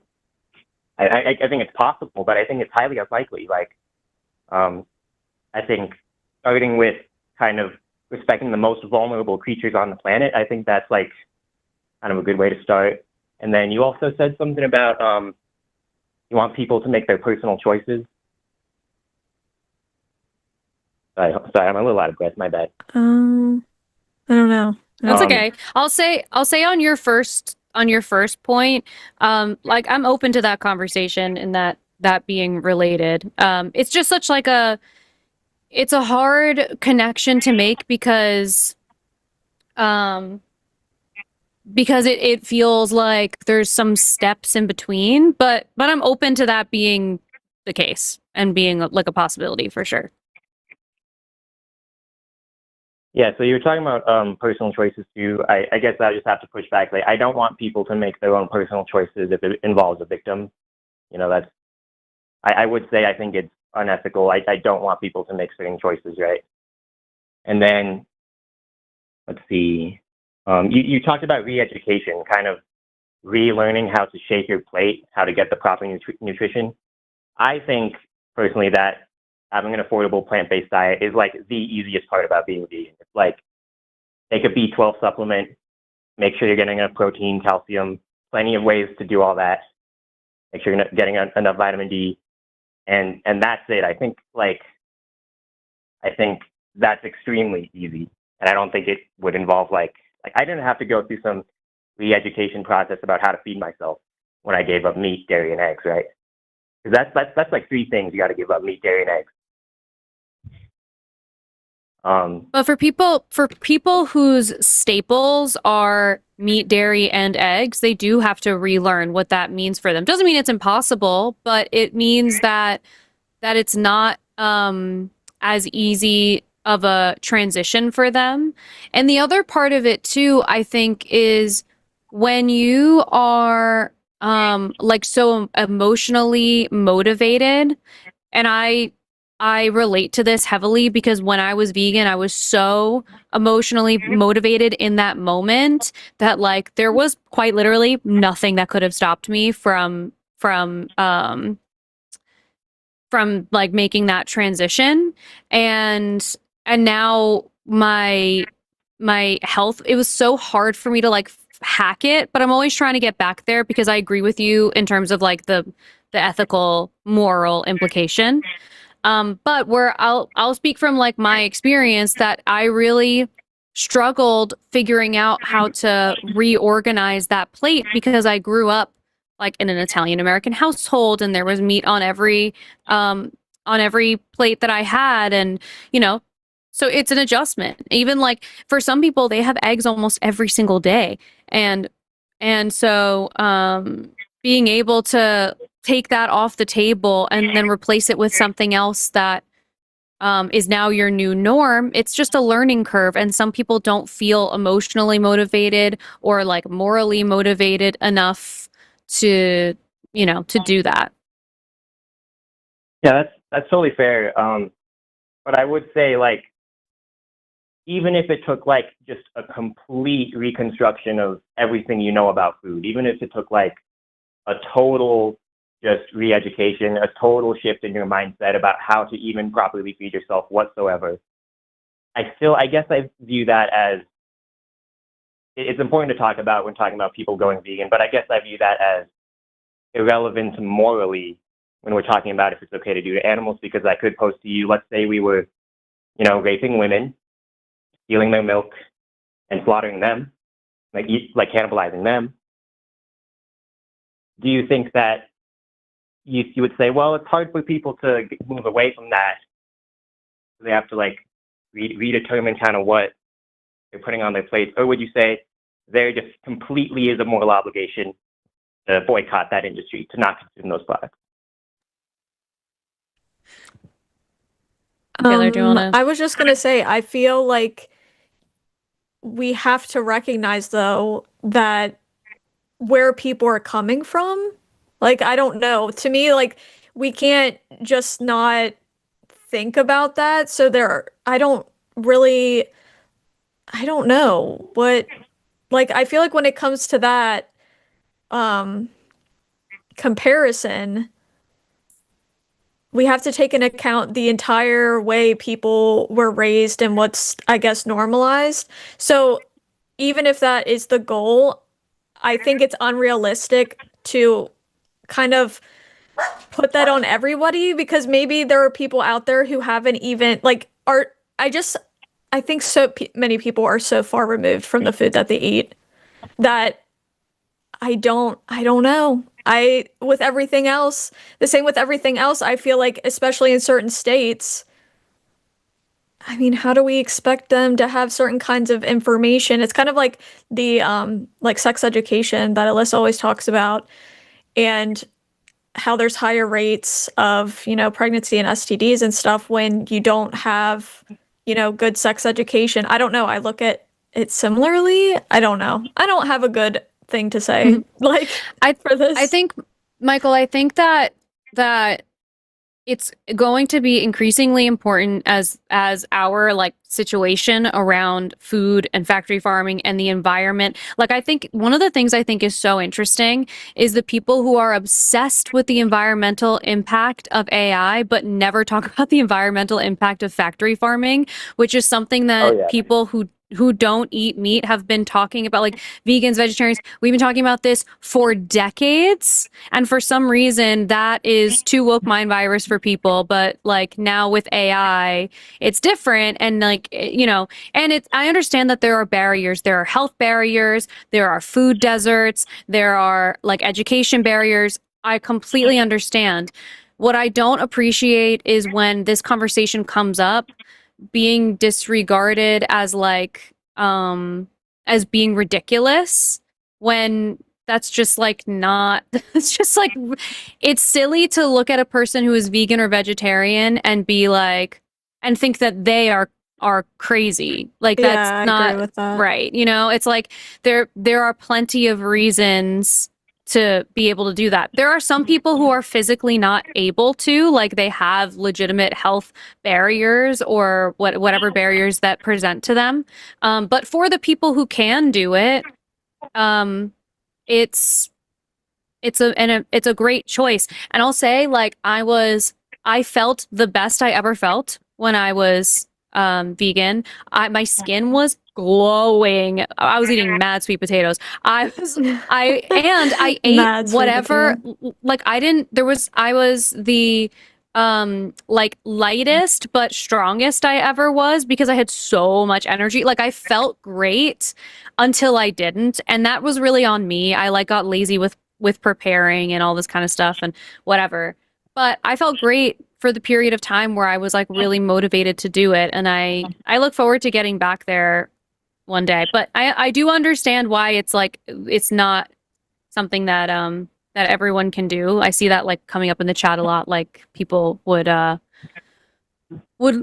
be able to do that health wise. So I get that. But I also think like if you I'm not saying that you should, but if you ever looked at like the videos that like of slaughterhouses of like what's actually happening, it's so disturbing. Like it's so disturbing. And I think that like if we had like if you wanted to eat meat and you had to be responsible for killing that animal, I don't know that it would really I think people would have a much harder time, but the disconnection makes it easier for people. Yeah, for sure. And yeah, I don't know.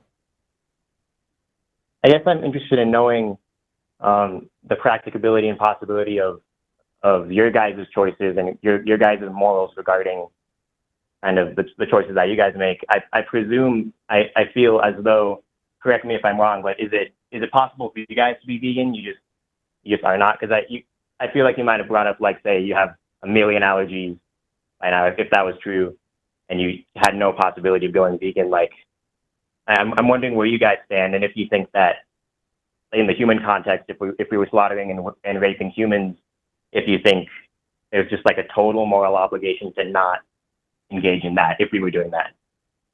Well, I think that there is a difference between like farm animals and humans. Like I do think that Okay, what is that? We are smarter and more emotionally intelligent. Like I just think like it feels silly. Like I agree that people should eat more plant-based as much as humanly possible because I think it's a net positive, but I do think it's silly to say that farm animals and humans are exactly the same. Because there's a big difference between what like humans contribute to the world and what like animals do. And I think for some part of it too, like if the goal is to get people to be open to veganism, doing it this way can be really tough because you put people in like an ethical and moral corner where I think that sometimes what can be helpful is to just like if someone swaps 3 meals in a week to ones that are plant-based or vegan, the environmental impact, the impact on the animals and the lives that they save is still significant. So like I would take that Yeah, over yeah. someone being so turned off to veganism because the conversations get to be so like questioning someone's ethical and moral compass, even though I understand why you do that. Like I understand where that comes from, especially because I, like you, have such an emotional reaction to that kind of stuff. Like it like hurts me, you know? So I get that very, very much. And I think right. the positive encouragement is really helpful. Like when I was vegan and my parents were I was living at home, so my parents had to like make me vegan food if I was coming over, or I would make the food and bring it over. They were trying foods for the very first time and like getting excited about vegan foods because they had never tried them before, and they were like, wow, this is actually like really interesting, or sometimes really bad and sometimes really good. And like, you know, you have this like new adventure of finding the things that you like and you don't like, and the products that are good and not so good, and produce that whatever. So they really enjoyed that process. And now to this day, there are many meals that my parents make every single week that are vegan and plant-based. Like I got my dad from like an everyday egg person to an everyday oatmeal person. And every single day of his life, this man eats oatmeal. And he used to every single day of his life eat eggs. And it was not because I had a conversation with him about his like ethical, moral stuff. It was just like, I'm going to show you the possibilities that are available to you if you want to make this shift. Because I think that like unfortunately, the like vegan space got so intense with it that it turned people off, and then it's like a net negative. Like it just ends up being like, you know, you lose people along the way. But to answer your original question, my own barrier, honestly, is that my ADHD makes it really hard for me to like lock in on food prep, and I've had disordered eating in the past from when I was like in high school. So, if I will have like brain freeze and miss meals and meals and meals if I don't have something that I can easily grab to eat, which means for doing something like being vegan, it also has to be something that like I feel like eating, and whatever the hell that means that day. And sometimes I don't know. So my relationship with food is a little complicated. And so it got down to like the bottom line, which was I need to eat so that I feed my brain and my body. And so if that means I incorporate some animal products until I feel comfortable to like transition them out again, then that made sense for me. But yeah, like I literally right now in this moment, I have a whole, like every meal in my fridge is vegan at this very moment. Okay, so I'm inclined to agree with you totally that these kinds of ethical conundrums, like, may not be the most effective in, say, convincing my family or your family. But if it's okay, I did kind of want to talk about the ethics of doing these things. I did want to bring up certain like hypothetical scenarios, and I was wondering, like, is that okay? Is that kind of like I did kind of want to go down that route.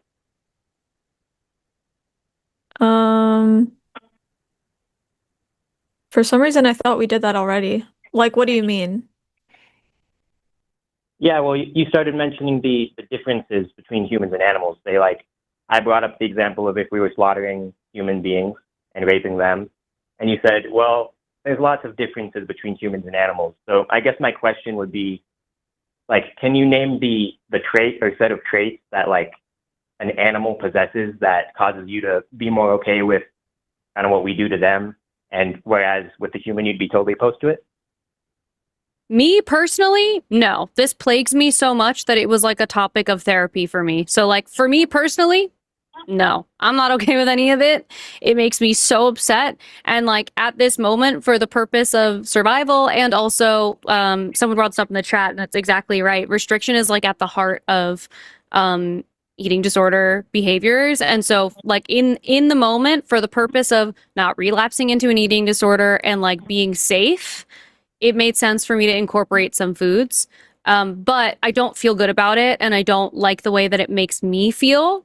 But you know, I just think like as a Gen Z person who's like you're addressing a group of people who are seeing this like as a millennial, I've heard this conversation or like vegans approach people in a lot of different ways. And this makes me sound like I'm coming from like an I'm older and I know, like, which is not what I'm trying to do. I'm saying I think that just be careful of where people who don't eat meat start to have this like morally superior thing, because then people immediately are like, fuck you, I don't want to have this you know. And like the goal is to get people to be more open to different foods, and like releasing some of the animal products, if not all of them. So if we do it with the goal oriented approach, just like tiptoe around that, I guess. But Taylor, I want you to be able to get a word in.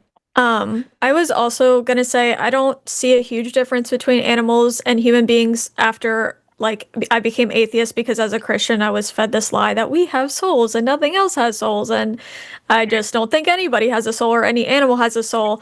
But I also look at it a lot of times like me participating in capitalism, and someone explained it in a way where almost surviving is like in our society is partaking in violence, because we buy, and I know that sounds like an extreme statement, but stick with me. She's just kind of talking about the fact that we buy products from people that are essentially like in some kind of slavery or working for pennies. But does that mean that I'm not going to buy a cell phone or a laptop or like everyday goods? No, I am going to buy those things, but I still don't think the system is right. I don't really think it's ethical. So I view these things very similarly, I guess, is all I can really say. Yeah, that's an interesting addition to the I'm conversation. curious. Because like Michael, are you would... Michael, I have a quick question. Are you making this phone call from an iPhone? Yeah, I am. iPhones are built with a lot of slave labor. Like, so, you know, it's kind of like when you want to talk about the like the moral high ground of it all, it's like so impossible to be completely morally sound. And so I'm happy to accept where people are willing to make small changes, versus like I remember being part of the vegan community, people being so intense about oh god, what was it? It wasn't honey, but it was something similar, where like the in the lifespan of whatever the animal is or insect is, like the byproduct that I wish I could remember what it was, but people get so intense and so nitty-gritty. Like while I was vegan, if I ordered something and there was like, you know, whatever, honey on top, and I didn't realize, it was more important to me to not waste food. And that's something that like didn't make me sick to eat. Like eating like meat does like make me feel not so good mentally, and it'll just like fuck with me for too long and I can't do it. I have enough like mental fucking issues. I can't take that on. But like for something like honey, for example, where it doesn't like mentally or emotionally bother me like to that degree. But if it were on my food, I'm gonna eat it, because it's more important to me that I don't waste the food than it is to like make a point. And it's like I would rather people do their best 99% of the time, because that still is a humongous impact. It makes a like I don't think people realize that how few things in your life you could swap to make a huge impact in the factory farming industry. So like sometimes I think we also have to accept some imperfection, because I would rather take imperfection, but someone actively trying to make some small impact, when if the alternative is, well, you have to do it perfect or not at all, and I'm going to like create a moral judgment for you if you're not aiming for perfect every time, you know? Yes, and I agree. I agree 100% with what you're saying. Swapping out 3 egg meals for oatmeal meals totally makes an impact. 100% agree. I wanted to respond to, I believe, something that I believe Taylor said it before, and it was about consumption of goods through capitalism. And it kind of went down the path of, I'm calling from an iPhone, and that iPhone has unethical sweatshop labor practices behind it. And I guess it was kind of an argument from hypocrisy. What I would say is, even if there is no ethical consumption under capitalism, I would still say that that doesn't mean you can just consume whatever you want, because the reductio on that position would be, I can consume human beings produced through the Holocaust of human beings, if that were happening, right?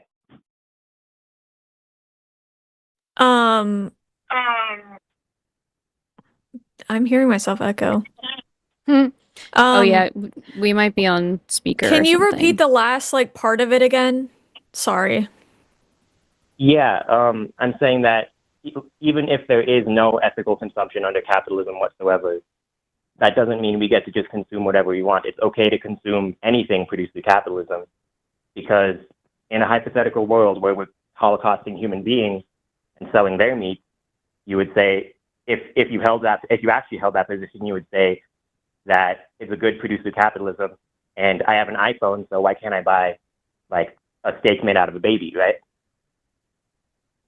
Yeah, but it's also you can reduce it, but that that would also to me be like, yeah, you shouldn't overconsume, and do more like what Alyssa said, is like make it so that people are eating less animal products, even if they're not doing it perfectly, or even if they're eating meat sometimes. It seems Are you similar saying to me that's as true even in the human capitalism. case? What? Sorry, are you saying that that's true even in the human case? It would be preferable to try to get people to cut down no, on their consumption of babies? humans eating humans, like, is, you're eating your own species. Like that's not the same thing as eating like a cow or a pig or whatever. But Michael, consider, because I understand the value of this conversation, but when you're having conversations with people who are not like where you can't appeal to the emotion, and like I see it in the chat, like this is the kind of conversation that turns people away from veganism.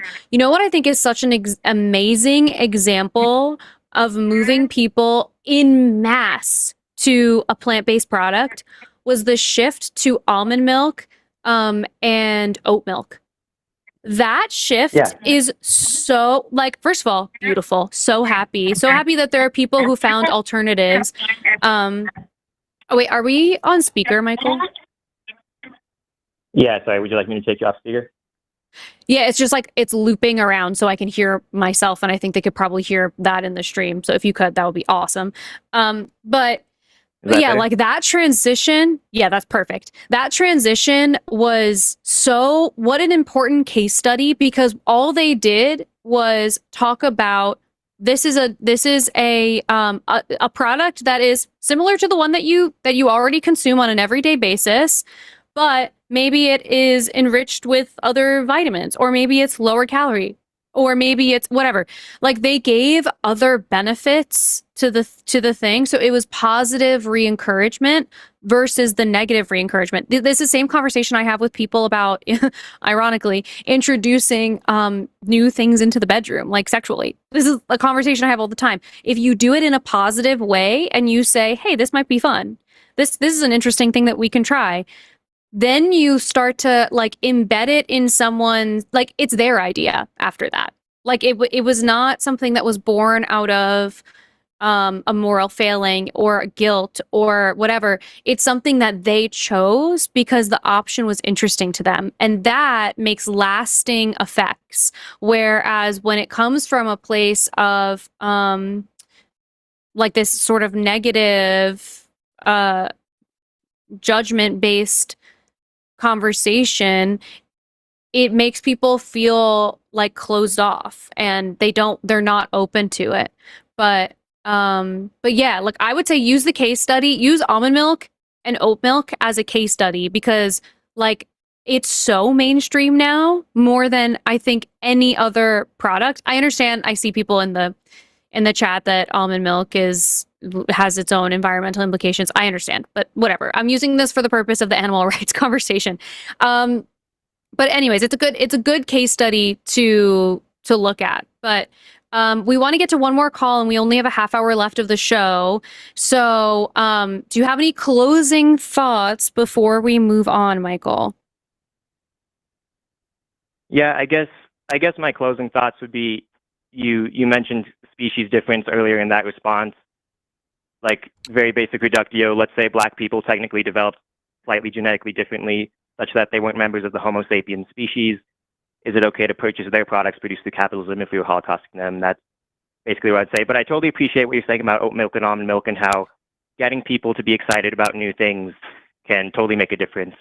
And I appreciate the conversation, and thank you. Okay, Michael. Bye. Have a good rest of your night. Bye-bye. Yeah. That last little bit was so racist. I'm floored. That was so weird. What a crazy... If Michael is still listening, and I think he still is, that was super racist, dude. Do not say that ever again. That was crazy. I don't like these comparisons Michael's- being made because it's a little dishonest because what am I going to be more upset about if my pet dies or my husband dies? Right. And exactly. why? And why? Right. And there's like obvious reasons to that. I know. It's I like think we're ignoring that. And I wish I would have said that because I'm sure it's the same for him. Yeah, Well, I don't yeah. know. Maybe. Like, would you be more upset if your dog died or your mom died? Like, right. Yeah. can we at least be honest about that we value our relationships with each other with the same species? I feel like that isn't nothing. Yeah, I agree. Enough And racist. I think it's also the whole thing with Michael is like as a person, like I understand I want people to have less animal products in their diet. I think it's a net positive. I think it spreads the stress of the way that people eat. So like I understand that like almond milk is also a stress on the environment, but if we take a percentage of the people who would have normally drank cow and spread that among oat, soy, and almond, then we distribute the environmental impact, and I think that's better. I'm not an expert, but that's how I feel. I also like there are parts of the emotional part of it that I understand. But as a person who also has had a history of disordered eating, like there are limitations to what I can do. And it's not worth it for me to like skip every meal because I'm so paralyzed by what I can eat. The restriction is just like not gonna work. So, I had more to say if my camera is being so yeah, you're back. It's working now. Oh my gosh. I don't want to be stuck on a bad look either. I'm looking like a freak. Okay. When you come back next, do like strike a pose model. Learn ventriloquism, and then you can just smile and talk out the side of your mouth. There you go. No, this Watch is good. it. This is good. No, it's not. And now it's not gonna freeze. Of course. Unbelievable. Anyways, I think I'm okay now. I'm okay. Give me a few Yeah, you seem seconds. okay. Okay. All right. So what I wanted to say also, and I didn't really want to like take what you said, but I've literally struggled with depression my whole life where eating's hard. I don't think I have ever had any kind of eating disorder, but it wasn't that. It was just like physically eating was hard because I was so depressed I couldn't eat. And even to this day, I struggle really badly with depression. and I'm gonna expose myself. I do not cook. I don't cook. I barely ever cook. It's like I it everything takes me so much energy, like, and because of it, and it everything feels so impossible Yeah. that yeah, I'm not somebody who preps food. And I want Yeah. to be. I want to be that person because I know that's the best. But Mhm. when I say that I have limited energy and like limited positive emotions or limited motivation, I'm like so serious about that. Like if I have a full day of Yeah. doing a bunch of things like this, I do not think about food. I don't think about really anything that I need. But Yeah. I know some people I would see know, I that get as a that. shitty excuse, but No, but it's it's not. true. It's if the difference is literally you eating and not eating, I would rather you eat and eat the thing that you can actually get down. And like Right. someone else in the chat was, I just cracked my whole neck. That was horrifying. Oh my God. I don't know if the microphone picked that up. I don't think so. I also have stuff with like textures and whatever, like food stuff is weird. Me and Kevin talk all the time about getting food weird. Sometimes you just get Yes, food no, weird. And I get it really bad where if I'm not specifically craving a food, like so Mhm. many other foods, like no, I just can't. I don't know what that is, but like I think like food aversion or something, but Yeah. I don't know. Yeah, like we're doing. You have to just accept people doing their best. You have to. You cannot hold people to this ridiculous standard. It's silly. It's counterproductive. But I do wish that people were more connected to their food choices if they have the privilege to do so. You right. know. No, yeah, I 100% agree. Anyway, someone in the chat said autism. Listen, I know food texture things can be related to autism. I don't have that diagnosis as of this moment. Yeah, me neither. ADHD So also has sensory issues. that's what I thought, but I didn't want to throw it in there because sometimes it makes me feel like I'm just using that as an excuse for sometimes I go through my day and I go, wow, every part of my personality is related to that one thing. That's interesting. So, but Yeah. anyways. Okay, so we have one more call that we'll go through really quickly. Actually, this is really great timing.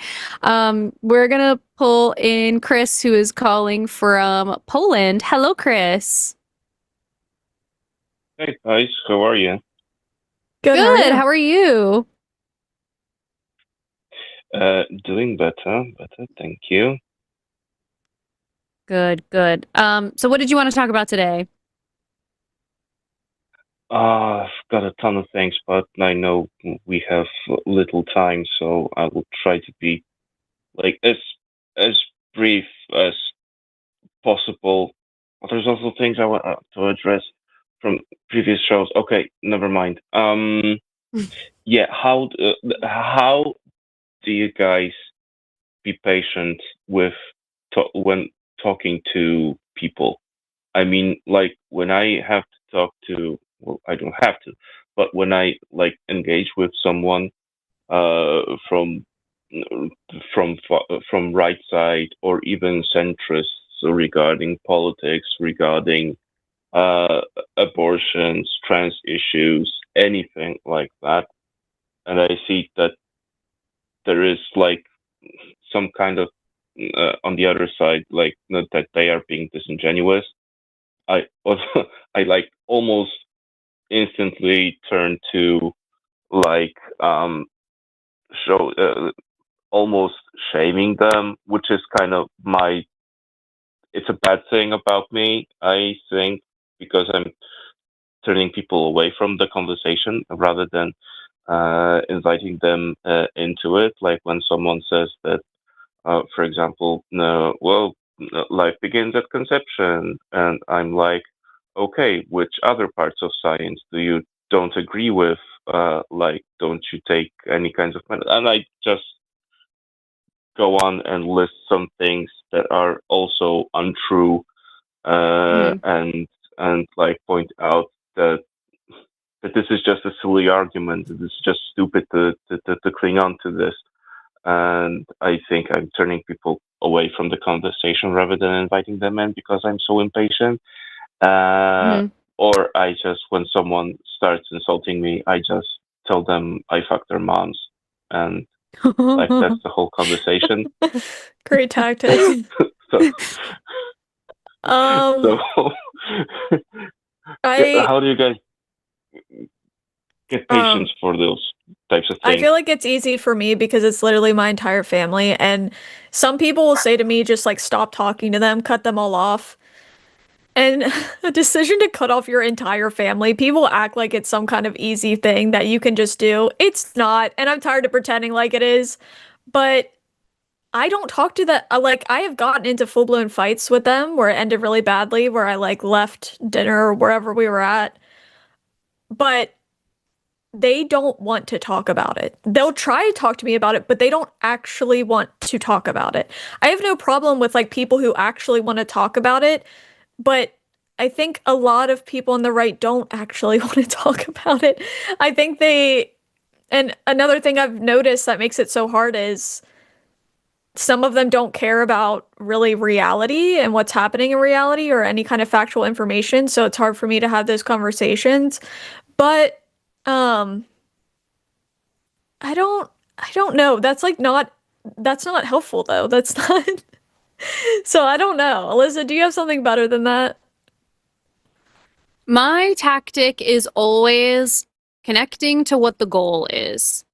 Because if your goal is to be right, that is what it will feel like. And people pick up on that and they don't respond. Nobody's going to change their mind because your goal was to be right. So if your goal is to change someone's mind even a little bit, then it sort of like reconnects you with, okay, great. How do we get there? Like, how do we get someone to budge even a tiny, tiny bit in the right direction? Because that's better than where they are now. And you never know, like, what is going to be the thing that, like, blows the door wide open for them. And so I try to be very cautious not to go so hard in the paint right away that, like, they are, they don't want to engage in this conversation with me anymore. Or, like, my brother has unfortunately gotten to this situation where people, like, don't want to talk to him about politics anymore because he gets so, like, emotional about it that like nobody wants to make him upset. Nobody wants to, like, get into that. So the goal for me, like, my dad is a great example. My dad has been a Republican his whole life. He has never voted for Trump, but because he's been a Republican his whole life, he doesn't really talk about politics very much. And because my brother is very intense about it, my dad is like, I don't want to talk about, like, it's just too much. And my brother will ask my dad to, like, confirm all of these things. And my dad is like, whoa, like, it's too much. My dad talks to me about politics all the time because my approach is, I don't need you to agree with me in this moment. I don't need an answer from you, but it's the spoonful of sugar to make the medicine go down.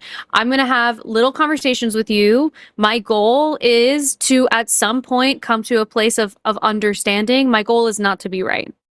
And that seems to help. I also want to add a little something. One thing that I really have noticed that helps is when you're willing to, oh my gosh, did I freeze again? That's nice. Okay. One thing that I've noticed helps is when you're willing to criticize your own side of things. Like, my family knows that I voted for Kamala Harris, but I could say all sorts of shit about, like, people on my side of the aisle.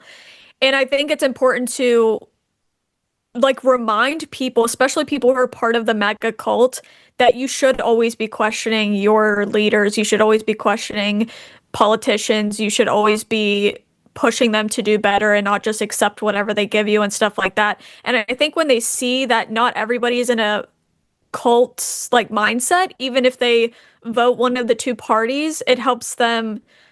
It, like, opens up the door for them to be able to say, like, oh, I can question a candidate and change my mind or whatever.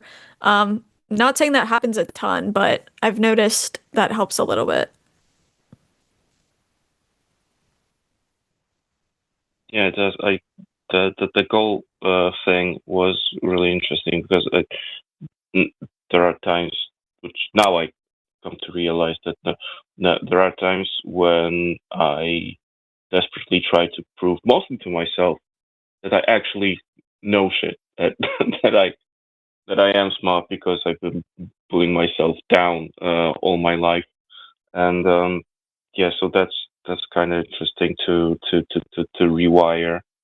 And I get it now that it's difficult to cut off families from your life. I mean, it was easy for me because my parents are abusive cunts, but Fair. but that's just me because I have it. I have this like it's easy for me when someone oversteps like I have some ultimate boundaries. When someone oversteps it, I'm like, "Fuck you, bitch. We're not doing this anymore." Um, and I kind of sometimes, but at the same moment, I get really detached from people when they like cross my ultimate boundary, and I'm like, "You're dead to me." Yeah, but I do understand. I have this friend who has also an abusive family, and she made it work surprisingly, and they did start to change their attitudes towards her. So, and I was an advocate of cutting them entirely out of her life. But again, that's just me, and it's kind of hard for me to also like really truly understand this. I mean, I obviously I accept it and I understand on a like rational level, but emotionally I feel like something's not clicking inside me, and I know it's a me issue, and I know it's not easy to cut family out of your life. I've been reading actually today started reading studies on a strange parent child relationships. It's really fun to read, so that's also interesting. Mm, But yeah, I do understand, Yeah. and I yeah. I was just gonna say, you know, it if you want to have those conversations and you have boundaries, make sure that you're expressing those boundaries, because if you have a boundary and a person doesn't know what the boundary is and then they cross it and then you're like, well, fuck you. Well, I didn't know. And so it can be helpful sometimes. I don't like these might be like very obvious boundaries. So, but it is helpful, I think, to be the most controlled, emotionally controlled person in the room because people listen to you. Like, I think even when we do these shows, when we like lose our fucking minds, then we prove to them right. We prove to them that we are working based on emotion and we don't know what we're talking about, and like we prove them right when we do stuff like that, unfortunately, a lot of the time. Even if that's not true, that's how they interpreted it, and like I'm not okay with that. I'm trying to like get through as much as I can. So like trying to stay as level-headed as you possibly can. But a really helpful line that I can recommend to you is when people start talking about this, and you don't want to have the conversation, you can also just say, I appreciate that you want to talk to me about this. I'm not open to that conversation right now. And that's it. You shut it down. And then you have control over your time and your conversation. But speaking of being in control over time, we actually have to run through our super chats really quickly because Jimmy has a show right after this. But if you want to talk about this again another time, you can call back here, or really any of our shows, because we all do this. We all, have some struggle with this in one way or another. Yeah, I know. But I just wanted to say that I'm actually kind of jealous that you have this kind of composure over yourself and how you handle people. But yeah, okay. Thank you guys for having me. I'll let you go to super chats, and I will probably Thanks for try to calling. call in next week because I have some other stuff I wanted to talk about. But Yeah, that's for yeah, another for time. sure. Sounds good. Thanks, Chris. Have a good rest of your night. Bye. Okay. Oh, shit. Sorry, Chris. I do that all the time. It's been a while since I did that, but all right, let's run through these super chats and pass off the torch back to Jimmy. What an interesting show day. $5 from Mystic Mind Analysis, or pounds, sorry. Spring is here, and I'm doing my part to fight purity culture with body positive art of any gender. All bodies are good bodies. Hashtag naturist values. Cute. I love it. $10 from Metricon? I don't know. As a non-theist, theistic Satanist, fundamental Christians scare the hell out of me. Does that make me a satanic panic? Oh my god. Truly, Yes. Christians scare the shit out of me now. Like, they're way Yeah, scarier no, than they are. any other. It's Yeah, a they're group of horrifying. Christians in one place. Terrifying. And they don't No. let anything get in their way. That's a scary No. part. Exactly. $4.99 from S Thomp 10. As a black person assigned male at birth, I really resonated with Zachary's call. I never felt I could be represented outside of rapper or athlete. Yeah, I appreciate him bringing that conversation to us and allowing us to have that conversation, because like that's, we're two white Yeah. ladies, so like inviting us Exactly. into that was really interesting. So I'm glad. $5 from Space Barbarian. Real men are those who exist, not some platonic ideal form of a man made up by irrational people. Yeah. Wait, what was that in relation to? I guess maybe still related to Zachary's call, because we were talking about like who like is a real Oh my gosh, man. I have short-term memory loss. It's fine. $50. Thank you so much from Astronova. Women are conditioned from childhood to not voice what we really think or for fear of offending someone. Unless it's your boss, there is nothing anyone can do to you. Speak your damn mind. Doctor, dentist, stranger, give no fucks what people think. Period. Yeah. Yes. It's so true. We just want to make everyone else comfortable, and it's not right. $5 from Spooky Metalhead. There's a YouTuber called Girl on Film where she does a lot of horror analysis through a feminist lens. Highly recommended. Oh, nice. I will check that out. I'm in a deep horror hole right now. $9.99 from David Emmanuel. If we were born once, how do we know we won't be born again? Christ. After we die, even if it takes 100 million years. I guess we don't know, but I wouldn't form an entire religion based on that. $4.99 from Lena Langton. Tapeworms are natural, but I don't have any desire to experience one. Preach it. Ew, that thought scares me. I don't like it. $5 from Melatonin LA, but sorry, this is Astro, and I just said Astro. But motherhood is a beautiful thing. Why wouldn't you want to poop yourself in a room with medical staff observing? Yeah, no thanks. That's so funny. Yeah. $9.99 from David Emmanuel. Also, if consciousness arises from natural processes of the brain and everything is just made up of atoms, doesn't that mean that everything is alive and conscious in some way? In some way, to some extent? Girl, I don't know. Oh, no. David, love you. Have this conversation with me on a different day. I don't know. $5 from Mira Featherbender. My neighbor is a woman who can't naturally get pregnant and is anti-abortion because it's murder. That's crazy. Interesting. So annoying. $4.99 from Lena Langton. Sorry, I hope I'm saying your name right, Lena.